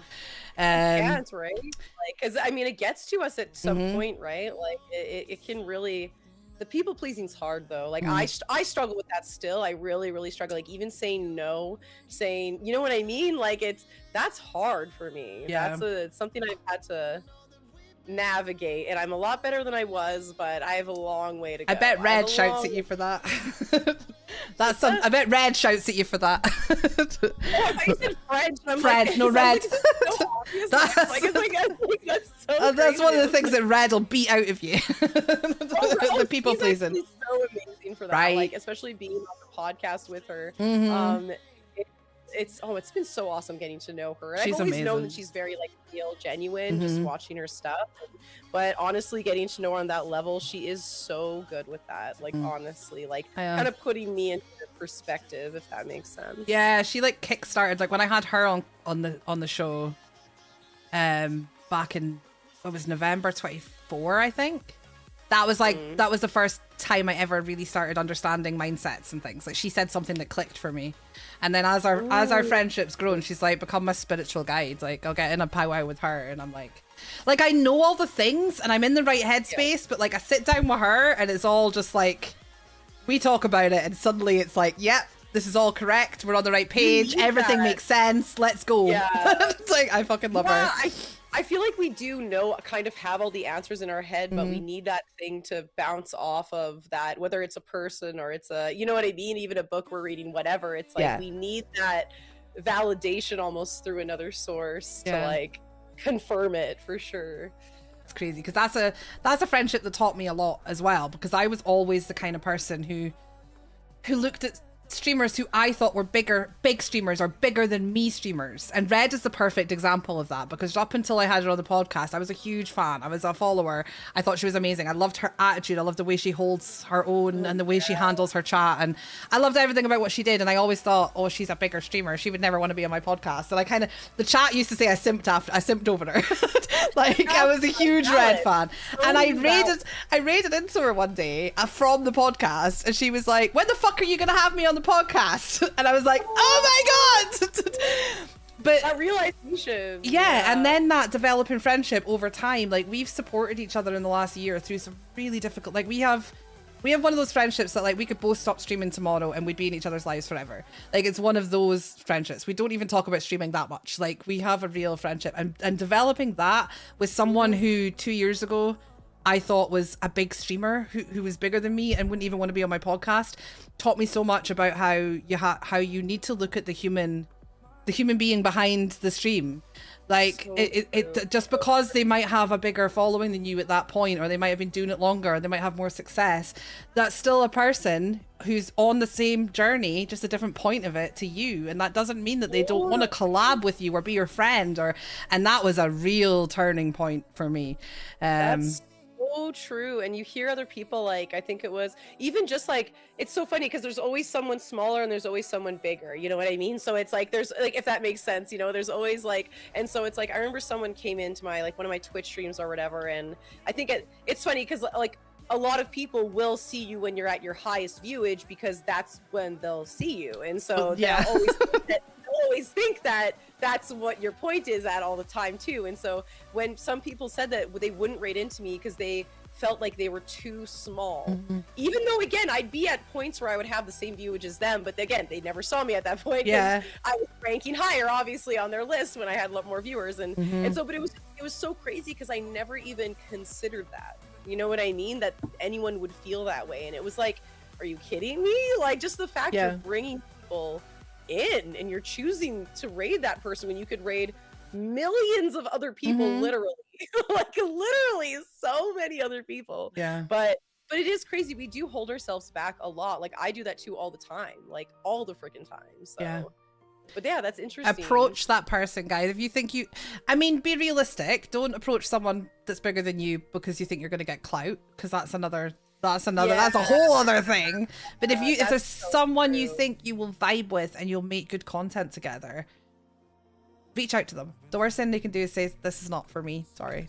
Or you could end up like me, where I have all these amazing collaborations with Red and it's introduced me to a whole new world, and I've got one of my best friends in the world out of it. Like you've no idea what you could be missing out on by listening to that fear. Don't so listen. true. Don't listen to it, guys. We're all just people. Like, we're all just human beings. That's so true. That's so true. And you never know too how lonely some people are. Like they say that about like models and stuff like that, where it's like that like okay, this is just even like the dating scene. They say that like models are women that are just like that seem just like at this ethereal point, like even if you're talking about Megan Fox or whatever, like people would be so shocked to hear how little they get complimented, how little they get approached, because people are intimidated by them. Like literally, even like celebrities and different stuff like that. Even when we're talking about Brendan Fraser, most people didn't realize this insanity of low self-esteem and insecurity he was feeling for so long, because we're busy thinking that why would he even want a message from us? Why would he even want that? Because like, you know, it's amazing how much of a difference that probably would have made. And so it's just all about perspective, really. Like that's the thing. Perspective's such a good word as well, because I call them kind of light bulb moments, and like that was one for me. But you know, it is all about changing in perspective and changing your mindset. And the one thing I learned as well, like again, it came triggered from a conversation with Red, but in general, like I've heard people talking about mindsets and manifesting and the way you talk to yourself, not in a I'm a crazy person way, but the way like you would address yourself in your own mind. Like I've heard all these things said my whole life, and it didn't click for me, and I didn't learn to do it until the time was right. And I can't tell you why. Like it's one of those things, because I have friends, or I've had friends in the past who have tried to help have that light bulb moment. You can't force it on people. You know, you can give that advice. It has to be the right thing at the right time. And I've had so many of those in this last year that it's amazing. Just keep your mind open, guys. That's a hard one. The negative, like, because I have so much negative self-talk that sometimes I don't even realize I have it until maybe it comes out of my mouth one day, if that makes sense. Like, and it's like, whoa. Like, it's like, I really, like, it's like, that's crazy. It's like that self-hatred is just, it drowns you, you know? Does. And yeah, it really keeps you from achieving what you want to achieve. Like, absolutely. But I know it's not the end all be all. I think there's a lot of luck in the industry. I think there's a lot of, you know what I mean? I think there's all of the facets, because I think you can be the most positive person, but also not be successful. You know what I mean? Like, it can happen. Yeah, and there are people who put in all the work and do everything right, and it just doesn't happen for them. That's hard. That's so hard to see too. You know what I mean? Like those people you want to succeed the most. And I mean, at the end of the day, like, yeah, we just have to remember to be grateful for whatever success we achieve, essentially. Live and sit in those moments, guys. Sit in those wins for a minute. Like, don't sit in the losses, but sit in those wins, because there can be few and far between. Yeah, you never know. You never know. Like, for sure. But yeah, the friendship thing can definitely be a double-edged sword. Like you say, the people who with the back. I've really mostly managed to avoid the backstabbing and the bitching and things. There are definitely people that speak badly about me, but very, very, very rarely, and very rarely publicly. I think they learn quite quickly with conversations, because I'm incredibly blessed, and I can say it now, and I never used to be able to say things like this, but I'm incredibly loved by the community, and I can admit that out loud. And honestly, 2 years ago I wouldn't have been able to say that and believe it. Like, I have seen people go for me on Twitter and they just get teared down. Like, I love they that. just get teared apart. And I'm like, okay. So I think people are scared. Like, people who hate me, because there's going to be people who hate me. That's fine. I think they're scared to do it publicly. Well, that's good in a sense, because you really are like this. Even thinking of someone coming after you is the wildest thing to me. Because, what are you doing? Like, you could go after like maybe an actual evil person, you know? Like, there's so many other people you could go after, like, that have bad intentions, but like you doesn't always work like that though, does it? No, it doesn't. It's like, I feel a lot of jealousy and insecurity really does fire up a lot of those posts, honestly. Like, I feel like that's 9% of Twitter. Jealousy is a lot to do with it. Another funny story about jealousy I remember, and I never name names, but I remember going to read, it was a while after I'd been partnered, and Kit Conversations was booming and everything was great, and I went to read out, and I was like, today let's read out to somebody on Kik who's got one viewer. Let's go. We had like 80 or 90. We had a fucking amazing amount of viewers. Let's go and blow somebody's mind. And I found this one streamer who I kind of knew of them through like, we had mutual friends, and I was on the fence because they are someone I had seen kind of complain a little bit on Twitter, but not too bad. And I thought they seemed to be trying to really push themselves. Their content was good, like their ideas were good. Yeah. Like let's go and host out to them. And I clicked on their stream and I was banned. I had never spoken in this person's stream before. So we raided somewhere else, and then I did a little bit of digging with mutual friends, and apparently this person has a habit of banning people who he knows who are being successful. Like, can you raid someone if you're banned? I don't actually know. I didn't try. Yeah, I'm so curious. Like, how funny would that be if you like raided it? I was like, it was the first time I'd ever, apart from the time I got banned from Eddie's chat for posting Red's boobs, that happened. Apart from that, that's the only time I ever. That's actually wild. Like, considering. I know. Considering it was that's crazy. It was the KPP stream where they had at the beginning of last year. They had them all back on, and Red was on along with a bunch of my other friends. And I was watching and supporting, and a few of us posted. I think they had a rogue mod. I think that day because I was not the only one who got banned for silly things. It's worrying. I think because I've done that where I've posted an inappropriate emote in someone's chat, and it was actually, he had such a respectful response. He was like, because he knew me and stuff, but he was like, hey, I don't appreciate those emotes because I'm very loyal to my wife, and I just don't like seeing stuff like that. And I'm like, he had such a beautiful response. I was like, I can respect that story. I probably shouldn't have just put boobs in your chat, but it's like, you know, I'm Kick, you kind of get used to putting like the most degenerate emotes you can. And like, what do you mean you don't like my yes daddy emote? Like. See, that would have gone or my boobs. That's literally Red's boobs, my boobs, and 2 sets of Hoofy's boobs. And there's the yes, Danny. we don't just have emotes, we have commands. Oh my god, I love that. Oh my god, Hoofy. Really angry hedgehog, welcome in. It's nice to meet you on Twitch. This is our Conversations podcast. Keith, hello. This is new to TikTok and it's new to Twitch. But I did nearly 70 of these podcasts on Kick that ended last year, and now we're spreading it out to all the platforms. So welcome in, guys. Grab a cuppa, enjoy the chat. Yes. But yeah, it was the only time I'd ever been banned, and I was just like, wow. And I never named that person. I told my mods, I told the mutual friends, but I'm not one to like name and shame people publicly. Unless they did that to me. I like if you're gonna drag me publicly, I'm gonna drag you back, and I am careful too. Like, I keep receipts and I don't say anything in DMs that could be used as a receipt. Like, to the extent that if you're not in my inner circle and I want to bitch, we're doing it on a video call. We're doing it on a call. We're not doing it in text. Until I fully trust you.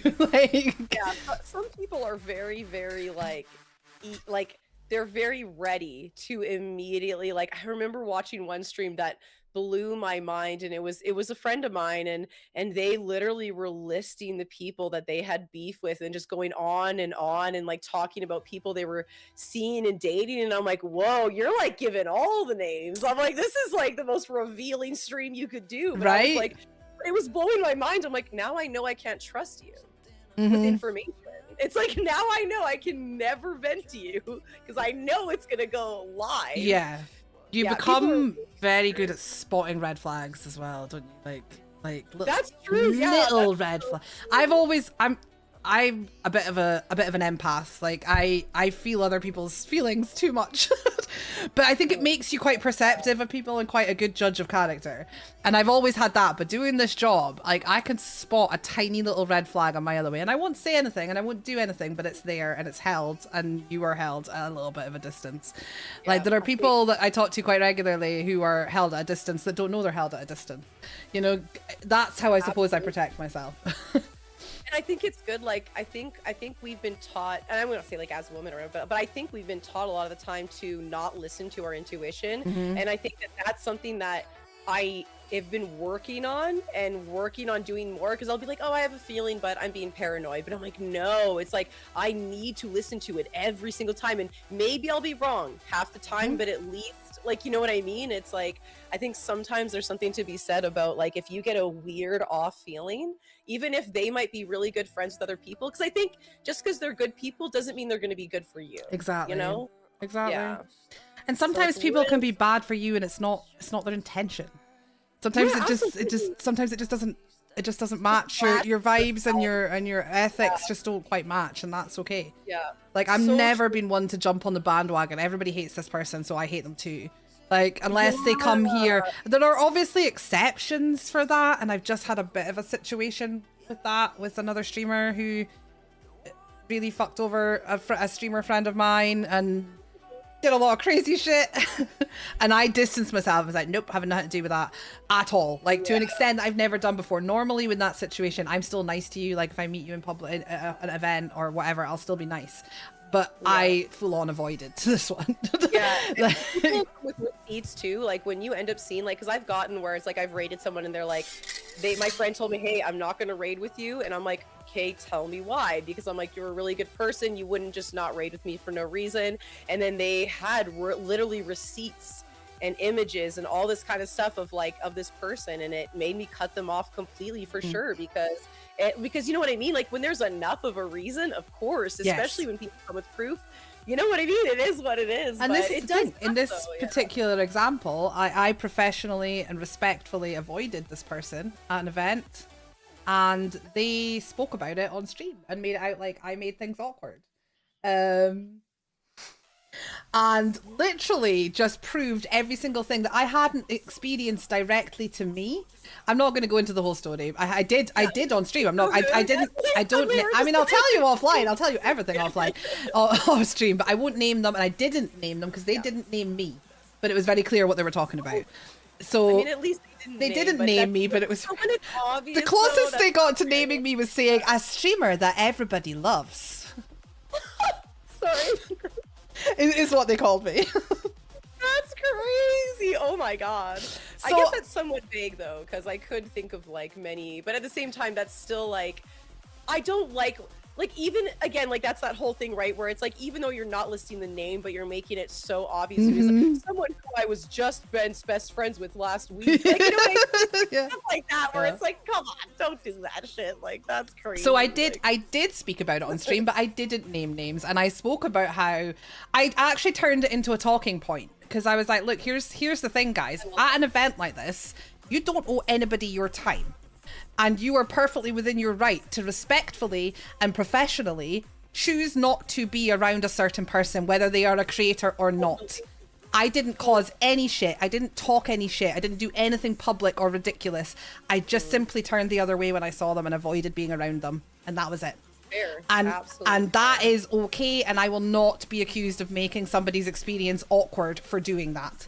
Especially considering what followed that, which was a bunch of lies about another thing that happened at the event, and just proved everything I knew about the girl. And everyone who knew me, which was a lot of people who were there, who knew the backstory, were like, oh yeah, I see what you mean. I'm like, you literally just shot yourself in the foot. Like, give them the rope and let them hang themselves. I remained professional throughout, but I will, you clap at me, even if you don't say my name, I'm gonna clap back. And if you do say my name, I'll say yours. Luckily, I've never had to really do that, so. That's good, but still, it's unfortunate when there is a point when you're like, you have the right to defend yourself, you know, and so it is what it is. Absolutely. Like, I mean, yeah. Absolutely. I feel like one of the other things that I don't know if it's happened with you, but one of the things that can happen with friendships is you can get quite deep into a friendship and then realize it's potentially not what you thought it was. I didn't like. Oh, 100%. Yeah, like situations change, like maybe how your popularity or their popularity changes, and suddenly there's a shift, shall we say? Yeah, those are hurtful ones. Yeah, that's really hard, because again, like when I mentioned, like I had one friend that messaged me telling me how it's very clear that I only hang out with other people that are popular streamers and stuff like that. And it's so funny because it's like, clearly you actually don't hang out with me. It's like, clearly you don't actually even watch my streams at this point anymore. Like, that's just obvious enough at that point. Yeah. But it was just kind of like, it really hurt because it was like, because I hadn't been talking to them, but they couldn't possibly fathom that there couldn't be multiple other reasons for a fallout. It was immediately just like, oh, well, clearly you only go, like, you know what I mean? Clearly you're just looking to get well known. Clearly this or clearly that. And that's really hard, right? Because then sometimes it can make you question yourself as well. Yeah. And Yeah, and so it's like, and I asked like multiple of my friends, I'm like, am I like that? Am I like that? Am I like that? Like, you know what I mean? Because I was like, oh my God. And I started like keeping track. I'm like, wow, who do I hang out with versus not? Because I was like, you can't let it consume you like that, Stalk. You can't. It's so true. Yeah. Oh, no, yeah. That was probably like a year and a half ago. And it made me realize, oh my God, I have to, like, even with the people pleaser thing you were saying, is I so badly wanted them to like me, even though there was a reason I stopped talking to them. Knowing that they were thinking those things made me instantly want to try to fix the situation, when in reality I should have just let it go, which is what I had to do, because it was wrecking me. And I had like just having those people, even those people finding out that they're disrespecting my other friends and stuff like that, where it's like, such wow, a like genuine soul. For anyone to make you feel that way, it's just ridiculous. Just, no, I appreciate that. No, you're so clearly such a genuine. That's what I mean. I think that's why I'm grateful. I feel for being quite a good judging character. Like, because you can feel. I feel like a genuine soul can feel a genuine soul, and I guess that's what. Because for me, it's almost been the other way around to what you've spoken about, and it's not. It's just little things that I've noticed, like possibly someone who, when I would be around some of the bigger streamers that I've interviewed, you know, they would be around all the time, always there, always around. And then I've had a quieter spell this last 6 months, and suddenly they're not around so much, and they're around other people who are around other people. And this would be people who it was like it was an actual deep friendship, you know, and that did kind of make me go. It makes you review everything, and like review the friendship and how you look at things. And sometimes you realize that a friendship is built on, like I spoke about how like Red and I could be friends even if neither of us ever streamed again, and I have that with a lot of people. I have friends who are my mods who've never streamed before. Sometimes I'm realizing that some friendships are built on streaming. Like, you can sometimes support each other so heavily as streamers that it made me look at things and go, if we took streaming out of our friendship, what would be left? What would we have? Yeah. That's so true. And I guess you find out when you take like little breaks or hiatuses, or even when you take a week or two off and it's not even that much, you see who's messaging you still and all that. Not that like, again, it's not about keeping track as much as you're just noticing it, right? Like, it's impossible not to notice. And that's the thing. Yeah, that can be hard though too, because it's like, obviously, especially like I have 3 kiddos, I have like a lot of like, to actually keep up and keep conversing, whether it's like I find, so because again, that's that whole thing where some people would feel like I'm only valuing them when they're in my stream, whereas for me, it's like, this is actually the only time I have to hang out with people is when I'm streaming, because if I'm not streaming, I feel guilty about gaming offline because I should be with my kids, or I should, you know what I mean? It's like, it's all those things where it's like, it's not about like, oh, you're here like in supporting me and that's why I'm talking to you. It's more just like, you got to figure out why people are doing what they're doing too. And so, you know, just making sure to, you know, give people some slack, cut people some slack. Oh, 100%. And it's see them talking to you. Yeah. And it's been it's always, for me, it's again, I don't really, in this situation, like, I wouldn't really be like, call this person out and be like, yo, what's going on? Why are you doing this? It's just, I look at that friendship or those friendships differently now. Like, it doesn't mean they don't need to be in my life anymore.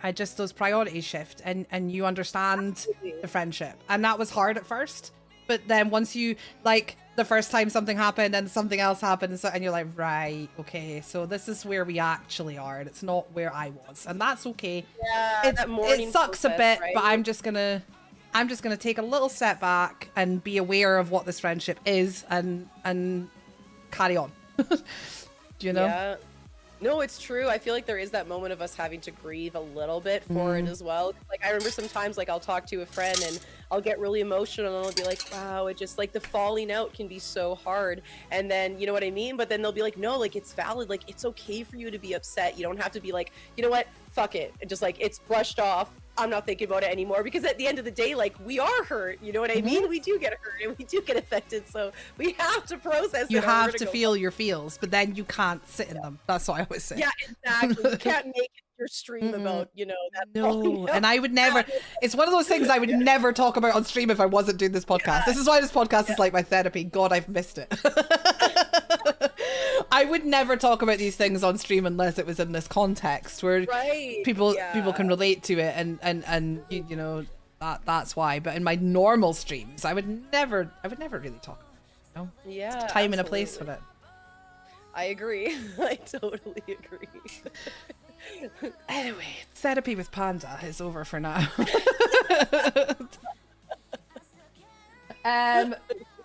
Going back to you, what would be your best and worst moments while live?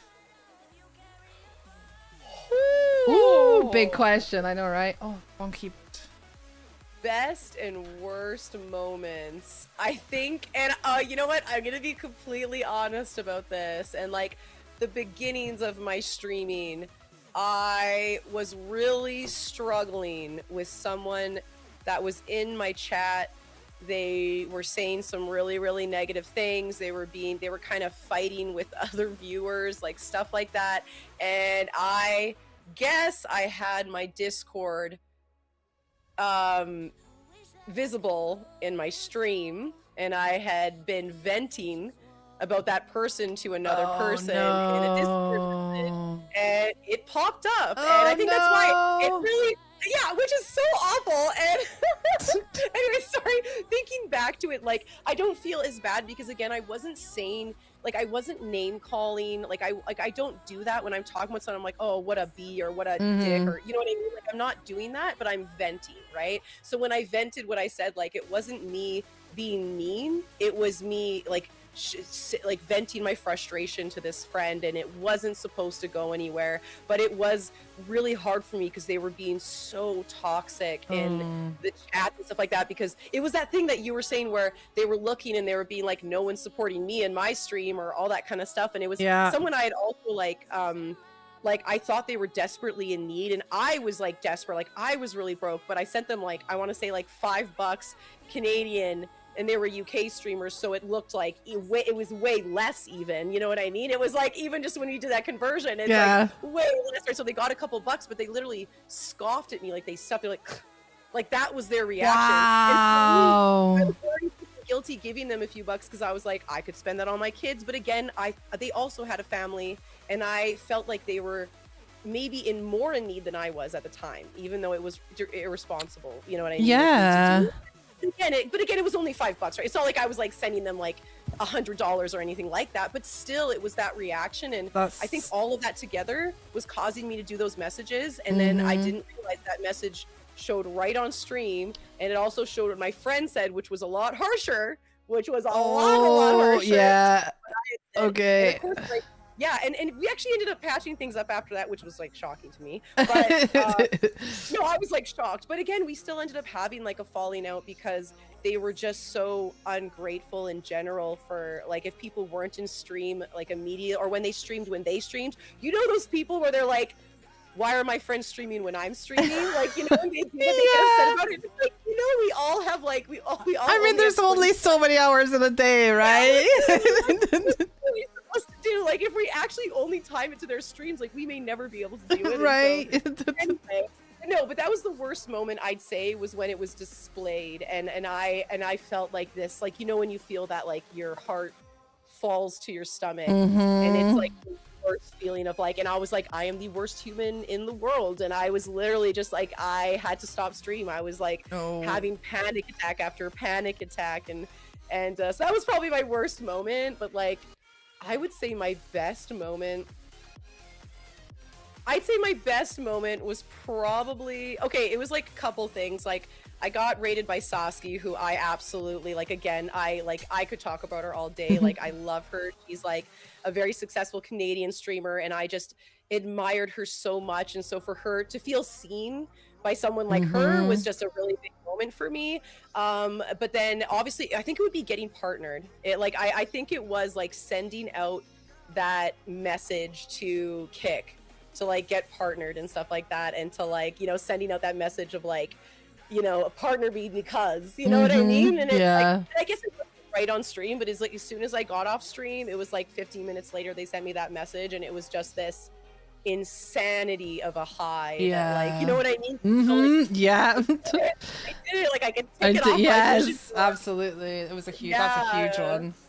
That would be the high versus the low for sure, but it always was relationally that I had my lows. You know, it wasn't even Yeah. viewers where that was my biggest low, like having like no viewers, whatever. It really was when there was something devastating, or you know what I mean? You know, sometimes when you get a devastating Discord message or something, like while you're streaming, it's like, oh my God, it like shatters everything. Like that can really mess with you, right? Like, it's like, definitely. It's a lot. Yeah, it is. it's crazy. And people forget that we're on camera so much. Like, we deal with so much of our life while still on camera. Like, especially if you do a lot of streams or longer streams, like you're gonna pick up a message now and again. Like, we've got kids. My kid's a bit older, but still, you know, we've got kids and families and commitments, and we are going to quickly read a message or check this, or, you know, we live so much of our, and you can't, if you're anything like me, like I wear my heart on my sleeve. I cannot mask everything all the time, so we do end up talking about stuff. Yeah. Oh, I can't play poker unless it's like online with no cameras. Like, I can't do the poker face. It's why, like, my friends are like, let's play Among Us on stream, and I'm like, fuck no, I can't lie. So bad at it. I don't even enjoy it because I hate trying to lie. I hate it. Like, I love the concept of Among Us and all those kind of imposter games, but I don't enjoy trying to lie to people. I have no poker face. I hate the feeling. I hate it so much. Anytime I'm the killer, anytime I'm one of the killers, I'm like, I hate this game. Yeah. Like, this is the worst I game just avoid it. I can't remember the last time I played any of them. I just avoid them now. Yeah, I'm like, you're playing Among Us, I'll be in the chat. Yeah, like, so true. So true. Yeah, I have no poker face at all. Thank you, mods. You're doing a wonderful job. I love your faces. Guys, we're gonna I've got one more question and then another little segment, and then we're gonna go into the chat questions. So if you have any questions, you can start putting them in the chat now, and we'll scroll up and we'll read them out at the end. So any questions for Stalke or myself or both of us, pop them in the chat, any of the chats now, and we will get them soon. I am a clever sausage. Thank you for the sub, Tadron. You beautiful sod. Thank you so much for the subby. I appreciate you. Let's go. I appreciate you. Thank you so much. Yeah, so I'm gonna finish on a big one. Okay. And it's all about kind of balancing life and streaming.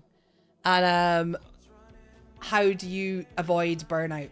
Like, how or do you? Yeah, that's not wrong. Like every day feels like a burnout.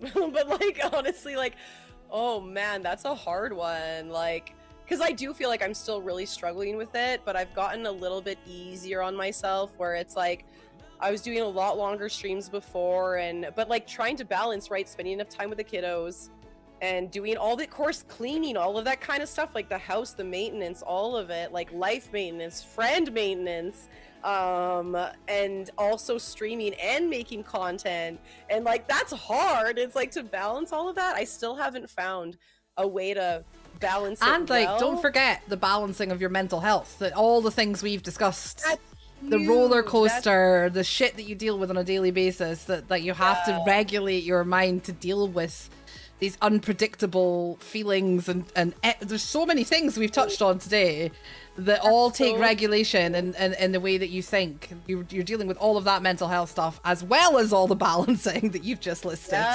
Especially like for me, like I would have kind of a quota in my head where, like, say every time I finished a stream, I would divide how much I made into and how many hours I streamed, and every single day, I there's this thing going in my head, like in my head I'm kind of just like, I just need to know it's worth doing this, or should I get another job? It's like that kind of thing. And it's like, and I know that can be really toxic, but at the same time we do have to take into consideration when we have kids, right? It's like we have to know that we're not screwing them over. And I think that I've been and I think with the help of my friends, if it wasn't for my friends in the streamerverse, like telling me that it's okay to take a break, and you know what I mean, I think I would be probably in such a worse state. But it really is like, when like it's figuring out, like even when you're streaming, like that anxiety for like an hour before I stream or even 2 hours, I have such anxiety, and sometimes I don't know if it's exhaustion and I should maybe take the night off,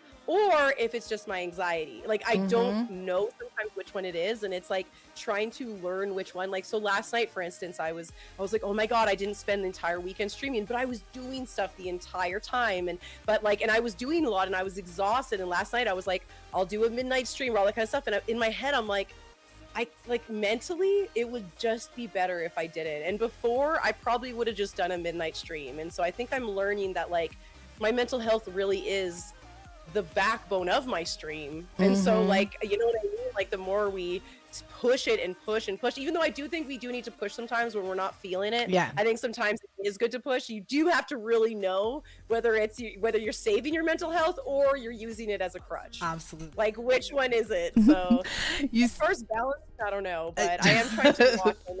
I feel like the balance is actually impossible. I think it's a myth. Yeah, I don't know.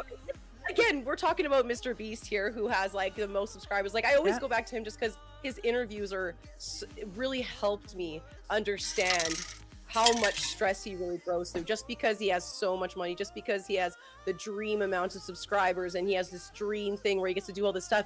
He is working his ass off. He's not getting any sleep. He's not feeling good mentally. Like he's burning out. And so to remember that is like really helps me realize, okay, so what do I want? Do I want to get to that point, or do I want to actually have a little more sanity? Yeah, I've had a couple of people on the podcast, just a couple. Most people are a bit more like you and me. I've had maybe 2 people on the podcast who've kind of gone that direction. Like I had someone on who did like for I can't remember how long it was, but for like 5, 6, 7 years plus, did a stream every single day. Every single day. I can't like process that. Like, absolutely crazy, absolutely insane. And then I had another guy who's heavily does the Facebook videos, and he's big on content. He streams as well, but he does a lot of videos, and he had this regiment and spreadsheets, and like he did have a little bit of balance because he had a wife and kids, so he did have a little bit of balance. But the time and effort and the toll that takes, like they both spoke about that a lot, and it is crazy. You have to definitely want to have that. Will feel that too. It's like that's a huge thing, is that your kids are going to feel that stress as well, and that's something you have to. And at the end of the day, like when you have kids and stuff, like you do have to, I don't want to say sacrifice that time, because it's not about that as much as like because obviously they're so freaking worth it every second, you know what I mean? Like I love my kids so much, but I do have to remember that like sometimes I borderline on that workaholic thing, and then I realized, wait a second, the whole reason I was doing this was to spend more time with my kids, and here I am like spending every moment trying to work. And so it's hard to balance that for sure, but it is, you know. And you said a few times there when you were talking about avoiding burnout and things like that, about you have to learn, and I feel like that's kind of always my answer, is learning what it means for you, because it's not going to be the same for everyone else. Like I've had people on here who were like, no, streamers, you must take time off when you need it. And I'm like, but for some of us, time off is not what we need. Like I went through a long spell when taking the time off was the worst thing I could possibly do, because I was dealing with so much mentally that, and I was living in this house, and again, I don't go deep into it, but I was very lonely, even though I wasn't alone, shall we say. And also finances were so bad at one point that I had to give up a car. I had no car, and I live in the middle of nowhere. So I was like, if I take a day off, I'm going to bed rot, and I'm going to feel sorry for myself. But I am struggling. And I learned that on those weeks, on those days, I just took my foot off the gas on something else. Live streaming was always the thing that kept me going.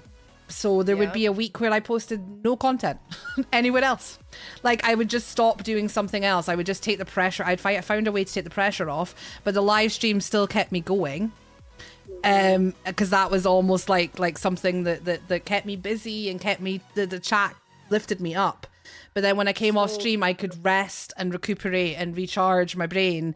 I wasn't then having to sit up all night trying to make content and I'll have all that extra stress on top. And that's what worked for me. Because people were like, you say you're struggling mentally, but you're streaming at this point, I was streaming like 6 days a week. I was like, but you don't know what it's not exactly the same for everyone, is all I'm saying. So learning what works for you is 100%. what it is. I feel like a lot of people mistake like the introverts versus extroverts or like ambivert, whatever. Like, so like whenever someone sees someone that like say for us when we're at Atlanta and all that kind of stuff, like we're bubbly, we're energetic, we're all these things, we're smiley. But like for me, my energy comes from recuperating and being alone, so I can have that, or not even alone as much as like getting that downtime. And then and sometimes I get energy from people as well, but being like introvert doesn't mean you're not going to be seen like an extrovert. It just means that you're getting your energy from a different source. But extroverts, they actually get their energy from being around people, and they don't have to like, you know, they're like, it's like, so it's just really interesting because people mistake a lot of like how like you are and all that kind of stuff. Because obviously in your streams, you're not going to be like, no, you know, going like this and like, oh, you must be an introvert. Like, it doesn't make any sense to like say stuff like that, right? Like, but you're gonna be upbeat, you're gonna be energetic. Yeah, and that has, but that's hard. And well, but going into that, that's exactly why like we all have different ways that we need to recuperate. And when other people say, hey, go for it, just grind, that's not the answer for a lot of people. And just exactly the opposite of what you said. Sometimes grinding is the answer for people. So yeah, it like was, figuring out the learning curve for me was very much that picking your battles thing. I was like, I can't right now, my mental health is not capable of doing it all, because really full-time content creation is like having 2 to 3 full-time jobs. Let's be honest. Like there is so much more than just one 40-hour-a-week job. Like streaming itself is one job, and then you're planning and all your setting up and all the technology and everything there, graphics, like networking, posting on Twitter is like another job, and then editing and posting all your content is like a whole other job. Like, oh my god, so many hours. Like exactly. So like mentally, I'm like, I'm not able to do all of these things right now. Like, I could stop streaming, but then I know my mental health will tank more because I do get that lift up from being around my community. So we're just gonna take our foot off the gas on this and this, because we can, you know, I'll have to build it up again, but I will keep myself in a good place, and I'll still have some consistency somewhere. And that's what it was for me. No, I get that. Absolutely. That's something we have to learn to navigate. But again, it's not like I have that down pat, but you know, I'm working on it. Yeah. I'm working on it. It's all a work in progress, right? All a work in 27. progress. I guess we always are. We're never going to reach that. Well, it changes You know, all the time too. Yeah. Like it changes so quick. Look at how much it's changing. Like I've only been doing it full time for 3 years. And again, I started full time like when I was making zero money because of my life situation. I feel like I have a really unique experience and take on everything, because most people go full time once they're making some money. But mine was either sit on my backside and claim benefits from the government, or try and do something. So I was like, I'd rather be trying to build something from scratch. So I was one of the few that started streaming at zero and did it full time. So it's been a very unique experience. No kidding. Yeah. It's all about the journey.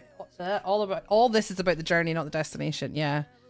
But like, yeah, the difference in the past few years is just incredible. But yeah, true. I have no doubt we could chat all day long, but it's always the same. I can tell on the starting soon screen how long the stream's going to be, and if I'm going to have to cut it because I could talk to the person all day. Like if we're already yapping on the starting soon and like we were already covering topics while we're not even live yet. I'm like, yeah, it's going to be one of these. Yeah, exactly. Guys, start putting your questions in the chat. I've got a little segment, so I don't know if you know or heard about the what I did for my live show on the creator stage at DreamHack UK. I did something called Never Have I Ever Streamer Edition. Oh, I love that. So initially this idea was a concept I came up with for a segment on this podcast, and then I took it to the live stage, and now we're going to take it back to love it. So I love that. So Never Have I Ever, you're going to give me a thumbs up if you've done it and a thumbs down if you have not. Okay. Okay. I'm gonna pick some of these questions. Never have I ever blamed chat for my bad decisions. I'm gonna do it too. If you're in the chat and you're a streamer, you can answer too. Oh. Put your questions in again, then Alex. You know what? Game-wise, like gameplay-wise specifically, I will say I blame them based for on, everything. Is that like, not is story that not decisions. what they're there for? Yeah, I can't believe you told me to do that. Right? When you're playing the decision making ones, I always make them decide. I'm like, yeah, then I can blame you. Totally. Absolutely, 100%. Yeah. I'm like, tell me what to do. Oh, Yeah, we're meant to blame you. That's what you're there for, guys. yeah. Okay, here's another one. Never have I ever let a troll get under my skin. Oh, I've totally. I'm kind of. I need to be like kind of half and half because I haven't much, but yeah, I'll let you. I'll let you go. Yeah, I think I'm better now where I try to like troll back because I have enough people that have my back, but you know, I think sometimes I will definitely let it, you know, I will let it get to me for sure. Like I'll start getting worked up, but yeah. Yeah. So how do you handle trolls? Oh, like now I kind of like, okay, so someone was basically, it was in TikTok and it was weeks ago, but it was someone who, and there's like trolls probably every time or whatever, but one main one was basically like, he just talked about how Fable fans, like you're not a real Fable fan if you're looking forward to the new Fable. And like, anyway, but he just kept going. And going and maintaining his thing, but we were all just laughing, and then I started just pretending that I was a victim and being like, oh my god, you're so right, like I didn't realize that I wasn't real. I love that. Like that. So that's lots, like I like to deal with them sarcastically and like agree with them, but like, you know, just that's usually how I deal with them now. I think I'm just sarcastic at this point. It's like, you know, or if they call me ugly or anything like that, it's like, seriously, like you came in here to like, I was like, but thanks for the support, you know. It's like I can't be that ugly if you're still watching me, like if you're still here, like how hideous am I really? Like, I know, right? like, you know, it's like, but it was that kind of thing, like for sure. I think I'm mostly sarcastic at this point. And do you think it was a process for you to build up that kind of thick skin when it is personal comments? Oh yeah, because I think sometimes it will like hurt my feelings in the sense of like, I had someone that was actually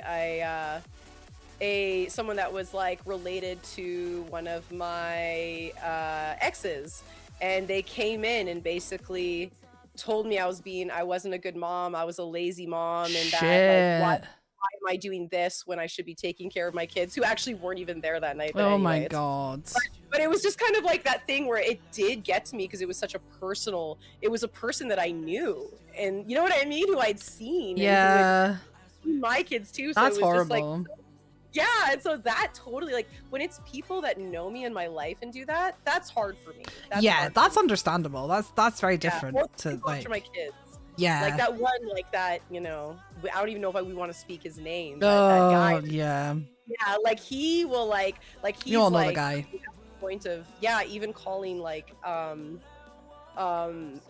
like my kiddos like half breeds or like stuff like that, where it's like it's just so awful, right? And it's kind of just like, why are you going, like I think going after my kids is where it really gets to me, and it still gets to me. I think that I don't know when that'll go away. I don't think it ever will. I think that's a mom thing, innit? I don't think that's that like mama bear, like that. I don't think that'll ever go away. That's a fucking low blow as well. That's a hard one, and so I'm a lot tougher when it comes to other people, like when they talk about me. But it really is hard when it's my kids. Yeah, for sure. it definitely. That's a hard one. Yeah, I don't think that will ever stop. I think being a parent, that it's that mama bear, right? That's just like, oh, I want to. Or anything to do with kids, like one of the most horrible. Because I again, it was a process of growing a thick skin for me, but I genuinely, like I sometimes even have to tell my mods to calm down because they get upset on my behalf when people say horrible things to me, and I'm like, I genuinely don't care. Like they can't, there's nothing they can say about my opinion. Like I'm not unaware that I'm not probably the cookie cutter standard looking female that tends to stream. You know, a lot of, I don't know. I'm a girl vibe. Yeah, I'm a little bit overweight. I don't always do my makeup. I'm older than most. I'm aware of who I am. Like, totally, like, I feel like you do have that vibe though, in the sense of, but I get what you're saying. Like, so I'm like, I'm not necessarily what people would say is a female streamer, like successful female streamer. It's not what you wouldn't picture me, but I'm totally fine, totally okay with that. nothing people can say about how I look. They come in and call me fat. They come in and say I look trans. They come in and say Oh my God, awful what stuff, and it literally doesn't touch me anymore. I got to a point where, like, I still have my own insecurities, but I got to a point where I realized, it was another one of these light bulb moments. I realized how many people in the community love me for who exactly I am. Like, physically, the way I look, the way I act, who I am as a person. I put myself out there being me. And I suddenly realized all these people love hanging out with me and love supporting me. So why the fuck would I give a shit what this random troll who's probably sitting in his mama's basement is calling me fat or saying I look like a man or talking about my teeth or my hair or my whatever. I genuinely don't give a shit anymore. But that was a process. Like, yeah, same for me, because it's like there's always going to be someone in chat calling you ugly, calling you all these things that, like, you know what I mean? And it's like I feel like they can say everything, even like when I talk about Sasuke, like the things that the guys say, not even knowing what she looks like, because they'll see battle her on COD or something like that, right? But like not even knowing what she looks like, they'll say every single insult they possibly can think of, and it's just like, and no matter what you look like, it feels like they just have some kind of fucking insult. And it is hard at first to, like, you know, but now it's just, you know what? Like, you're just a bum. Like, you're literally here commenting on someone. Like, you're literally spending the time trying to insult my looks and make me feel bad about myself. It's like, what does that say about your life? They're trying to make us feel bad about ourselves to make themselves feel better about themselves. It's a really fucking, like, literally. they are the one that should be feeling sorry for themselves, not us. Oh yeah, absolutely. Like, yeah, because I'm sure it's definitely not someone confident in themselves that's insulting us in chat. There's no way. No. Like, they're at the low end of self-esteem at that point. Yeah. Like, right. Yeah. Totally tangented from Never Have I Ever, but never mind. I normally talk about trolls, but we didn't get to it today, so I just thought I'd fly it in there. Okay. Yeah. Here's a really good one, considering how today's stream started. Never have I ever started talking and realized my mic was muted. All the way. Can we like try fourth? All the thumbs, guys. All the thumbs. Literally 3 hours ago at the start of the stream. When that happened and I knew I was coming to this Never Have I Ever, and I was like, yeah. Yeah, this is it. I feel like every single streamer has done that. Like, every single streamer. Oh, definitely. Definitely. Never have I ever panic fixed tech live on stream. That's like every stream. Yeah, again today. I swear, that's like every stream. Like, maybe I'm not even streaming at that point. Like the only time I'm not panicking with tech shit is when I'm on someone else's talk show. Like, yes, I say this as well. Like, when I get invited on another podcast, I'm like, yes, please, let me just show up and talk. I love talking, but talking when I don't have to manage everything is even better. It's heaven. Yeah, I know. I was like, I just gotta put on my face and just turn up. It's lovely. It is lovely.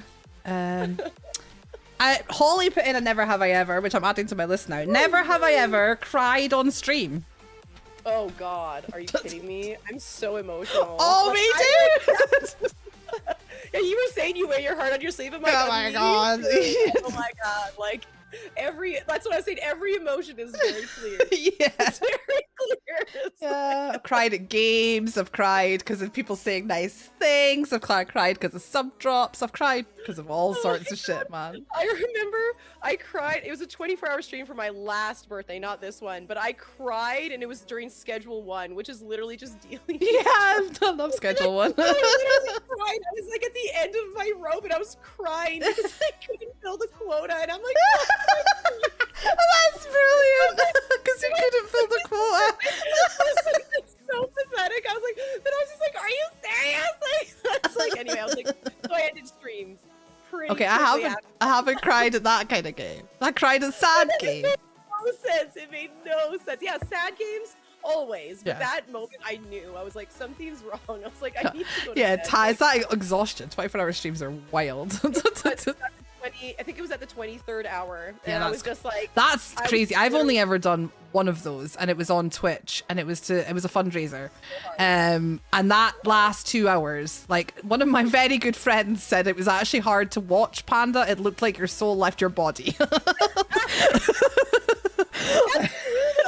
Like something happened to me. When you look at the before and after too of like what you look like in the beginning, there's just something happened at the end, you know, like you're just like there's something going on. Yeah, oh god, so true. So true. So what games have made you cry, like apart from Schedule 1? Oh my god. Okay, so I guess animes. I cried every single anime episode, and my kids probably hate it so much. But the last game I cried at, maybe Resident Evil, when the girl's mom died. Maybe I teared up, but I think I was too scared. I think the panic attack was, you know, alive and well. But and maybe seeing the cat in Crimson Desert. Or I haven't delayed that one. Like stupid things, but like Expedition 33, I did not Someone, stop crying. Nikki, Teeny/Nikki mentioned that one. Expedition 33 got me in the first one. See, a lot of mine are kind of horror themed ones, because like The Last of Us. I don't know if you've played The Last of Us. Well, no, I've been avoiding it because I know what's gonna happen. I'm literally gonna bawl the whole time because I watched. I just replayed the first one. Like the big one is in the second game, but the opening scene of the first game is bad too.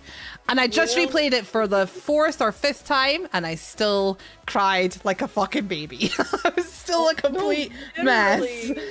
And I'm dreading when we get to 2 again, but I love it. I love a deep character connection in a game. I'm absolutely obsessed with it. Me too. Just like with books as well, you know, and even series. Like that's what I love about series is that you really get attached. Like, you know, like you get so fucking attached and like, but yeah, Expedition 33 is one of those games. Like I remember at the end of it you have to make a decision. You have to make a very impactful decision that literally changes the entire ending. And I was literally like crying, like all my makeup was gone, like I was bawling, and I just kept bawling, and I was like begging people to like give me some advice. I was just like, but every single scene in that game is like tear worthy. I haven't played it, but I've watched quite a bit of it, and it's a beautiful game. So beautiful, like it deserved Game of the Year. It really did. Yeah, like it was stunning. Yeah. The decision thing that reminded me of another one where I ugly cried, and that was the Telltale Games Walking Dead series. I don't know. Oh my god. Have you played them? I've watched You watched and like season 2 with the decision at the end with Kenny. Do you remember that? No, I Oh don't. my god, there's clips of me somewhere, and it's probably like I don't ugly cry that often, but shit, I ugly cried because you have to make this. It's the most horrible decision, and like it was awful, and you're so connected to these characters, and it was like you had to make a decision that kind of felt wrong, but you knew it was right I was Holly's like, you really did cry. I was a wreck. I was an absolute wreck making that decision. Honest to God, there's been a few bits in that game. That's a really good one as well. It's like a comic book style. You said you've watched it, yeah. I've been told to game it, but again, I think good. sometimes it feels like people want me to cry. I don't know what is going on there, but like if you like that character thing, and it's not like jump scary, like it's okay. See, then I could handle but it. Have you watched the Walking Dead series? I've watched up until a really sweet guy died, like the sweetest Glenn guy. That's a lot of people stopped there. A lot of people stopped there. I loved him. I loved him, and I was like, that was wild. because I think I stopped because I was like, there's too many characters that I love that aren't there anymore. Where I was like, it struggled a little bit after that. I still watched, but it definitely did struggle a little bit. I heard it peaked after that, like drastically. Yeah.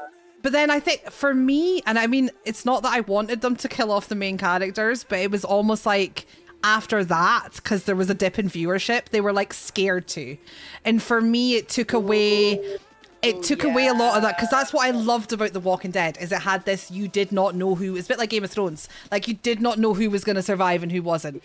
Nobody was fucking, nobody is safe. Not even Boromir. Yeah, I was like, right? Boromir to live. I was like literally thinking, this is the chance where I get to actually see Boromir. Oh like, my god, the red wedding, honestly. But yeah, the red wedding, that was devastating too.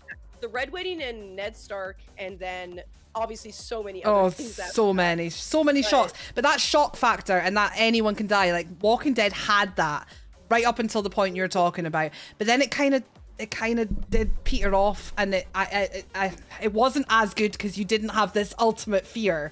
Like you kind of got to a point where you were like, well, Carol's not gonna die, Daryl's not gonna die because there's no one else fucking left, and it just took it away. Yeah, that's actually a really good point. What I loved about because the games are based on the comic books, but they don't follow the same characters. So like there's a couple of little cameos. Woo! Like you see Glenn briefly, very briefly. You see like Hercule. I don't know. On the farm where you find Maggie, the guy on the farm. Anyway, you see like tiny little cameos of those, but it's a different story. But it's back to that because that's obviously what the comic books were like. That intense, anyone can die, absolute jeopardy all the time. The games do that again. The games take they take people's lives that you do not fucking expect. They break you left, right, and center. It's so good though. And I don't even know if you'll be able to recall it, but it was literally like I was watching I Am Raw. I was watching him play Walking Dead, and there was this one scene, so you might know which one it is, but I don't know which season. I don't know which game it was. It might have been Herschel. The first one, Herschel. I said Hercule, sorry. Herschel. Herschel. But like, what was it? It was literally like this guy said this one thing. He said, "Oh man, I can't believe." He said, I can't believe everyone actually survived. And he said that, and then literally, or I can't believe you reunited with your family. Oh, yes. Yes, I do. I don't remember who it is, but I remember it. Yeah. As soon as he said that, literally 30 seconds later, everybody, it's like, it just tears your heart out every single time, but it's so good. Like, I'm not doing this today. I love that. I love that. I'm going to say realism, which is crazy because they're zombies and zombies aren't real, but I just love that the early Walking Dead and the comic books and the game are so much more realistic. Like I don't the mortality of humans. I break my heart when my favorite character dies, but I don't want to know 100% that they're never going to die because that makes it much less exciting to watch the show. I agree. God, totally we have gone on such a tangent. Oh, here we go. I'm getting called fat again. Are you serious? Yeah, they're being Pac-Man'd. What have they said? Holy fat... Oh, both of us apparently. Holy fat chuds, you definitely scared away the treadmills. Planet Fitness is calling. Where's your profile picture, Jacob? That's crazy. Yeah, I want to see what he looks like. Yeah, I bet he doesn't have one. I bet you don't have one. That's so crazy. That's so crazy. That's actually wild.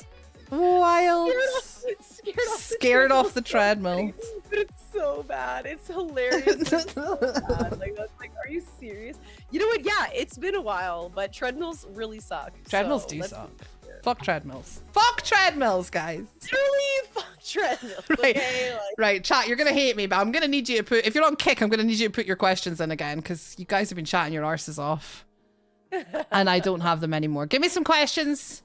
They can be quick fire, they can be anything at all. Alex, bless your heart, you've asked that 3 times now. So is Mickey. Alexander. That's my Alex, by the way. What's a memorable piece of feedback or advice you've received from your audience or friends? Good question.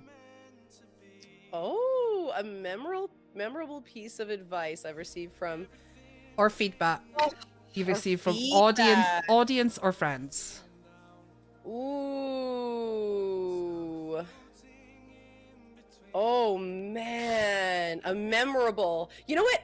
Okay, I'll give this one because it wasn't good advice, but I get where they were coming from, but it was memorable. So it was actually a guest I had on a talk show that I had a few years ago, and it was on Trovo. And I had interviewed, no one's going to know who this is, and they're not even going to know I'm talking about them. So, but it was a Trovo partner. And they had received a lot of success. They had a lot of sponsorship with people, all that kind of stuff. And the main advice they gave me, feedback, is they said, if you have anxiety, do not stream. If you're an anxious person, you will not Like, you will not make it in this industry. And as soon as someone that big said that to me, I immediately was in my head. I immediately, like, I received that, which I shouldn't have, right? But I absorbed that, and I was like, streaming's not for me. Because I have, like, I've been diagnosed with severe depression and severe anxiety. That's the two things I have. I mean, I do have ADHD, which is a combo of all the things makes complete sense, honestly. But right? I feel that so much. Yeah. Literally, we have so much in common. It's crazy.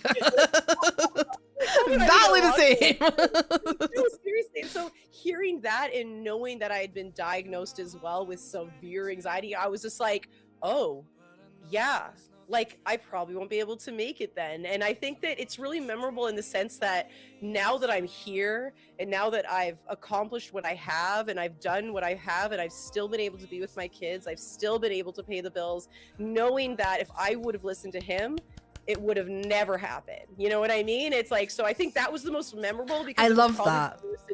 It was probably the worst I love advice. that you picked something that was memorable because you fucking proved him completely wrong and proved that it was shit advice. That's golden. Oh, thank you. Yeah, no, I'm glad. I'm almost glad he said that because it almost made me be like, I can't listen to everybody's advice or it's gonna kick me in the ass. And I think that it was a good learning experience. Yeah, I love that. Especially someone you admire, right? Yeah. Like someone that I greatly admired him and I really respected him. And he's actually not really doing stuff anymore. Funny and that. You know what? Funny that. Could be because of his anxiety. Yeah, it could be. He let, you know, so it's very interesting. Not that I'm happy about that. I'm not. No, but it's an interesting turn of events, shall we say. Interesting. Yeah. Very interesting. Okay, Mickey's got a question that she has asked a few times as well. How did you get your name? Where did ProfesserStalke come from? Oh, God. Okay, so I think I've always been a troll. And I originally had my username that I put in places was ProfessionalStalker. And I thought, because I was a woman, it also is a little bit less intimidating and less scary because no one's ever scared of me, like, ever. And anyway, if I was a guy doing that, probably wouldn't have been able to get away with this. But no, but that's what I did. It was originally ProfessionalStalker, and then I couldn't fit all the characters in, so then I just put ProfesserStalke, and I kind of took out the stalker part of it because I did realize, you know, it could have some consequences. Fair. Maybe. Yeah. I love that. No real meaning other than I was just trying to be creep. I was really just trying to be creep. That's the best story ever. I love it. Right, Umezu, aka Sammy, has the same question she always asks every time. If you could steal one thing to only minorly inconvenience the victim, what would you steal? Oh. Guys, get your questions in the chat, please. Any more questions? I see another one from Alex. I am a hoe for food and snacks. I would say that I probably would steal, like, if they had Reese's Pieces. Like if I had to steal something, it would be probably candy or like potato chips. Or like if they had ravioli, if they had like Chef Boyardee or something. I love it. I mean, it's a good thing. Yeah. I'm not sure how inconvenienced they're going to be, but you know what? Actually, that's true. Maybe some mascara. You know, maybe eyeliner then, or eyeliner's a good one. Yeah, really good lip. Yeah. The chat usually comes up with some good answers to this one. But yeah, Alex asked if you had a dog, what would you call them?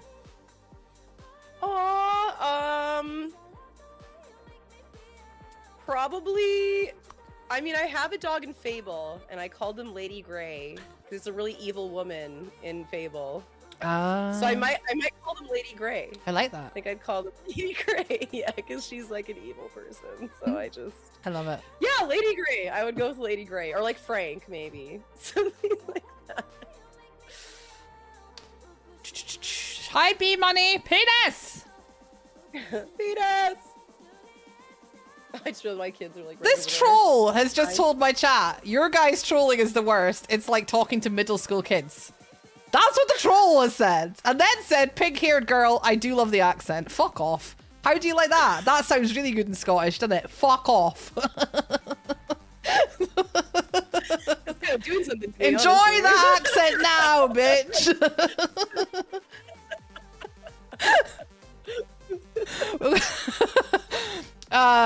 Queen Laquifa asked, "What's your favorite, your all-time favorite game?"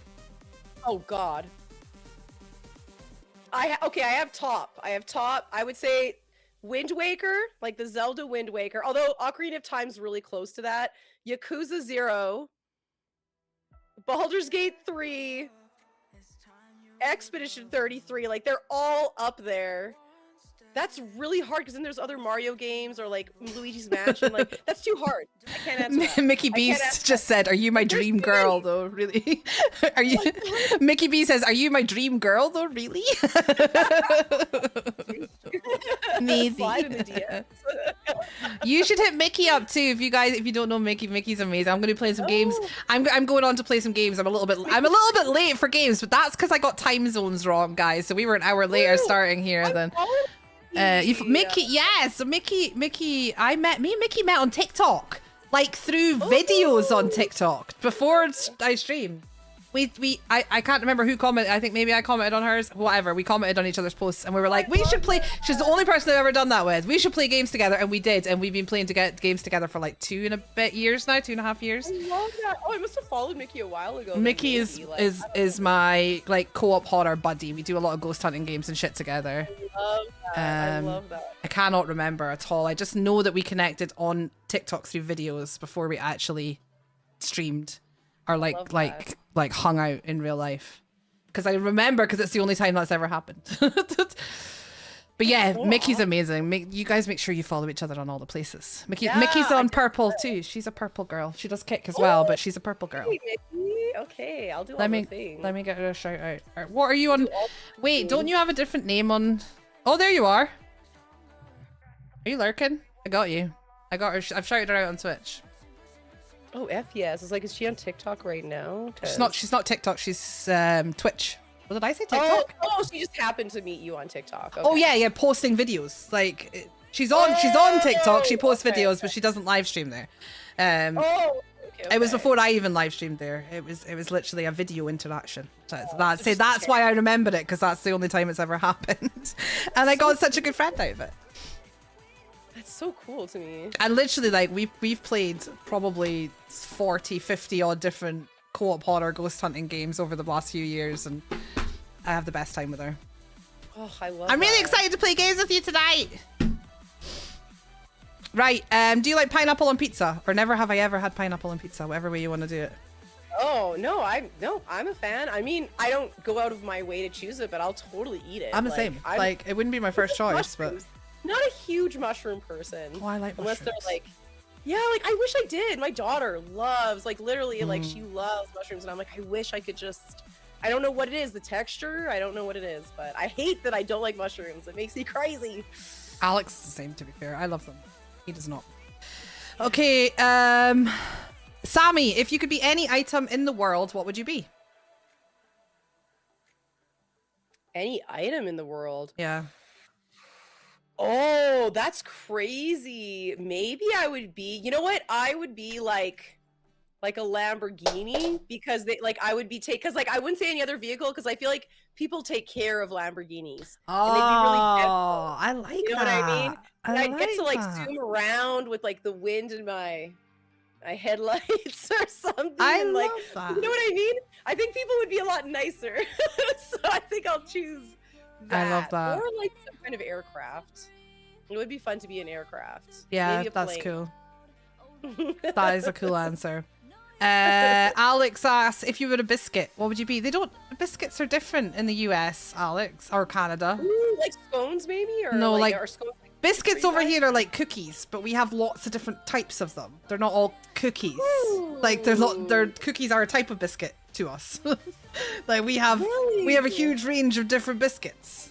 Do you guys have peanut butter biscuits? I don't know, do we? I don't like peanut butter, so I wouldn't really know. I love We have peanut like butter. custard creams and bourbons and chocolate digestives, and there's like dozens of them. So it's chocolate, anything chocolate and peanut we also butter. have a huge selection of chocolate biscuits, as well as the normal like plain biscuits. It goes on and on and on. Chocolate. Chocolate unless you guys biscuit. have a shortbread kind of. Oh, like, oh yeah, especially in Scotland. I All the love shortbread. Oh, I love, because it's like the perfect amount of like savory and sweet, you know? It's like Shortbread is good. perfect. It's perfect. Okay, Alex also asked if the last character you played as chased you, what would you do?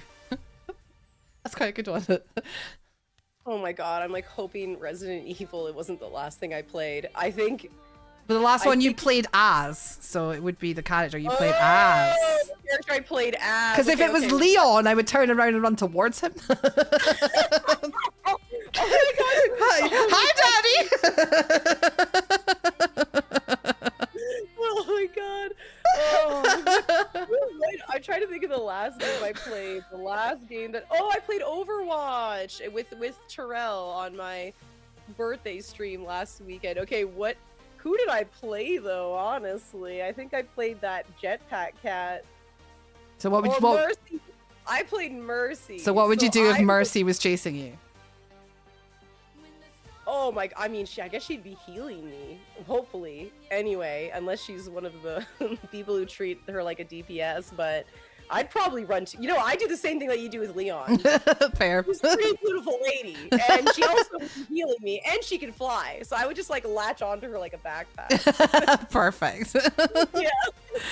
Okay, Sammy asks favorite music, band, artist right now. Favorite song. Oh my gosh! Okay. Oh my gosh. Right, guys, I'm going to call it no more new questions because we will need to finish up shortly. I'll read the ones that are put in, but no more new ones. What's I mean, BB No Money I've been really into lately, but I will say there's this song called Hotbox, and it's by Lil Nas X, and it's the song that just hypes me up so much. But I did recently listen to a Skillet song that I'm really into as well, but I just change it all the time. But I would say Hotbox. There you by go. Lil Nas X. Yeah, definitely. I'm just catching up. Talking about But I Scottish mean- shortbread is the best, Holly says. Oh, shortbread's so good. I can't. It's so good. If we get to meet in August, I'll bring you some Scottish shortbread and I'll bring you some Scottish stuff down. Oh my god, I'll bring you some please, Scottish snacks and stuff. please. Yes, Yes. show me the British cuisine. Yes. Thing. I think that's us. That's all the questions. So yeah, we're kind of finished. The last thing I'm going to ask you is like what you've got going on just now. So this is your self-promo moment. Have you got anything you want to tell us about? Promote, tell us all the exciting shit you're doing just now. Wait, first of all though, I missed one on TikTok. Nikki, as in Teeny is now the Nikki Collins. Hey O Teeny, you know Teeny, yeah? I don't know. Hey O Teeny. Oh yes. Who's now yes. Nikki Oh Collins, my yeah. God. Oh my god. Oh, He's changed your name? he's rebranded since his music came out. Teeny. Okay, good to know. I gotta remember that then. The Nikki Collins is Teeny. Oh, and love Teeny asked, Stalke, when can we play games again together? I miss our late night Overwatch hangouts. Oh my god. We need to schedule Teeny. I gotta message you. Yeah. I gotta message you. I'm playing with Teeny tonight as well. Teeny's also playing. Oh my god. We're doing some ghost hunting awesome. tonight with Queen Laquifa, Mickey B, and Teeny and I are going to do some of the other side, which is a really fun ghost hunting game tonight. So. Oh my god. Oh, Teeny. I love Teeny. I love Teeny also. I love Teeny also. Bye. But Teeny, if you need to go and eat, go and do it now. I'll be stopping for a pre-break and a quick snack and topping up my drink once I finish with Pro. I don't know why I changed what I'm calling you now. Whatever comes out of my mouth. Yeah, exactly. It all works. So if you need to dip, go. But the last thing is, promote yourself. Tell us everything you've got going on, all the exciting shit you're doing. Do it. Go. Yeah, okay, so honestly, my main thing is I do have Gamer Spotlight, which is going on. I have to add more guests and do the things because it's been a few weeks. But I'm going to be trying to do monthly Gamer Spotlight talk show things where we talk about all things gaming. Yeah. But my main shtick is posting Fable every single day. If you guys really love Fable, follow me on all the things. It's okay. That's Dylan. Yeah. Sorry, that horrible name is Dylan. You don't need to delete the comments. That's Dylan's alt. I just won't read out his name. Sorry, Dylan. Oh my God, that's great. It's all right. The newer mods won't know because he hasn't been in here in a while. I mean, Dylan, if they don't know, you just look like a troll. Alex doesn't know that's you. I got your back, but they don't know. You haven't been in here with that name in a while. That's so funny. Oh, Sorry, carry on. You're Fable. No, that's okay. Yeah, that's okay. I'm literally gonna be posting Fable until it comes out, even if it's coming out later than, you know, they said, which apparently is happening. So you know what? If you want to watch more than 200 more days of Fable, I love that. me. I need to do that. I need that commitment to something. Like I'm gonna take inspiration from you. Not Fable though, because I don't know anything about it. Maybe Yeah, Phasmophobia. We could do 100 Just days do of it. Phasmophobia or something. I don't know. Just record my videos and then post it. Oh, yeah. It's just like content. Yeah, it's just like a great idea, right? No, but yeah, do that. Do the Phasmophobia day 1. Yeah, absolutely. Yeah, that could work out for sure. Yeah. Do you have anything else? No, that's it. What about your other podcast? Oh my god!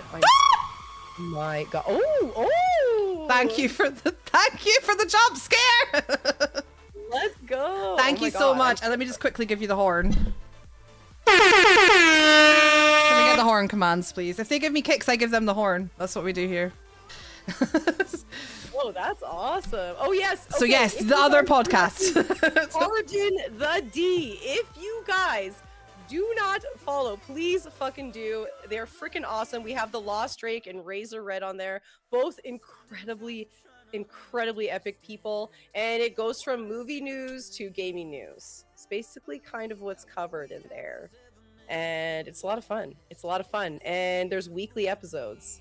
It's called Pardon the D, guys. Pardon the D. Pardon the Distraction. Sometimes Pardon the Distraction, sometimes Pardon the D, depending which social. But look one of those up and you'll find it. Yes, there you go. And it's ProfesserStalke, the Lost Drake, and our very own Razor Red. Let's go. Yes. Let's go. Well, thank you so much. I could literally have talked to you all night long. I have missed this. Thank you for being my first one back and reminding me why I fucking love this I'm so honored. much, honestly. I'm so honored. And yeah, looking forward to collab with you again for sure. I don't know if they have a kick. I don't, because it's a podcast. They do. They're on everything. Is it Pardon so the, what's the kick? I believe it's Pardon the D, but here, let's check it out here. I'm gonna look now. No, that didn't work. They did Pardon the D for the shout out. I know that it So was like, it's like a recorded but occasionally live that you guys do. Pardon the Distraction. Yeah, it is Pardon the Distraction. There you go. I don't even know if I follow it. I didn't think it was on Kick. I'm bad, guys. I'm like, promote it. I'll forget to watch it, but promote it. I'll share your tweets. Well, we've only done one live. Yeah. We've only done one live episode so far, so it's new. I It's did new. follow Drake, but that's about as far as I got. Yay! Yeah, Drake's really awesome. Yeah. But yeah, thank you so much. Honestly, it has been a joy to be back, and you were the perfect first guest. And thank you so much. Thank you so much. I really appreciate it. And yeah, you're freaking awesome. Can't You're wait to hang freaking out awesome. with you again. Yes, we need Hopefully to I'll play see you in some August. games and do some co-streams on the purple side. Please. I'm I would a love purple that. girl now too, so let's do that. Yay! Yes, the stream together. Yes. Yes. Oh, although Yeah. I don't know, because my chat are feral. No, The that's okay. stream No, together no. scares me. Oh, trust me, it'll be fine. It'll be fine. They are fucking feral. Yeah, no. My viewers are also degenerate. Okay, so that'll okay. be- well, in fact, it'll probably I'm encourage scared to take them places. To be totally. No, they'll be right at home. For sure. Let I'm us like meet a her, boy. chat. Okay, look, they're like, let's at them. Oh god, I'm concerned about what our chats might do together now. Exactly. Yeah, exactly. Yeah, okay. So watch this space for a stream together with Yes, Stalke and stay I. tuned. We'll have some chaos. Yes, awesome. Right, thank Well, you love you. so Thank you much. again. I appreciate you so much. I love you lots. Big round of applause, guys. Make sure you're following. See you later, I love you. guys. Bye-bye. Bye. Okay, guys. I am gonna finish on.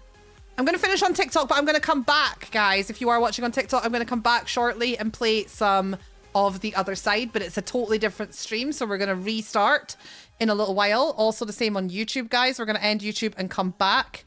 We're gonna stay live on TikTok, on Twitch and Kick though. we're not gonna end here.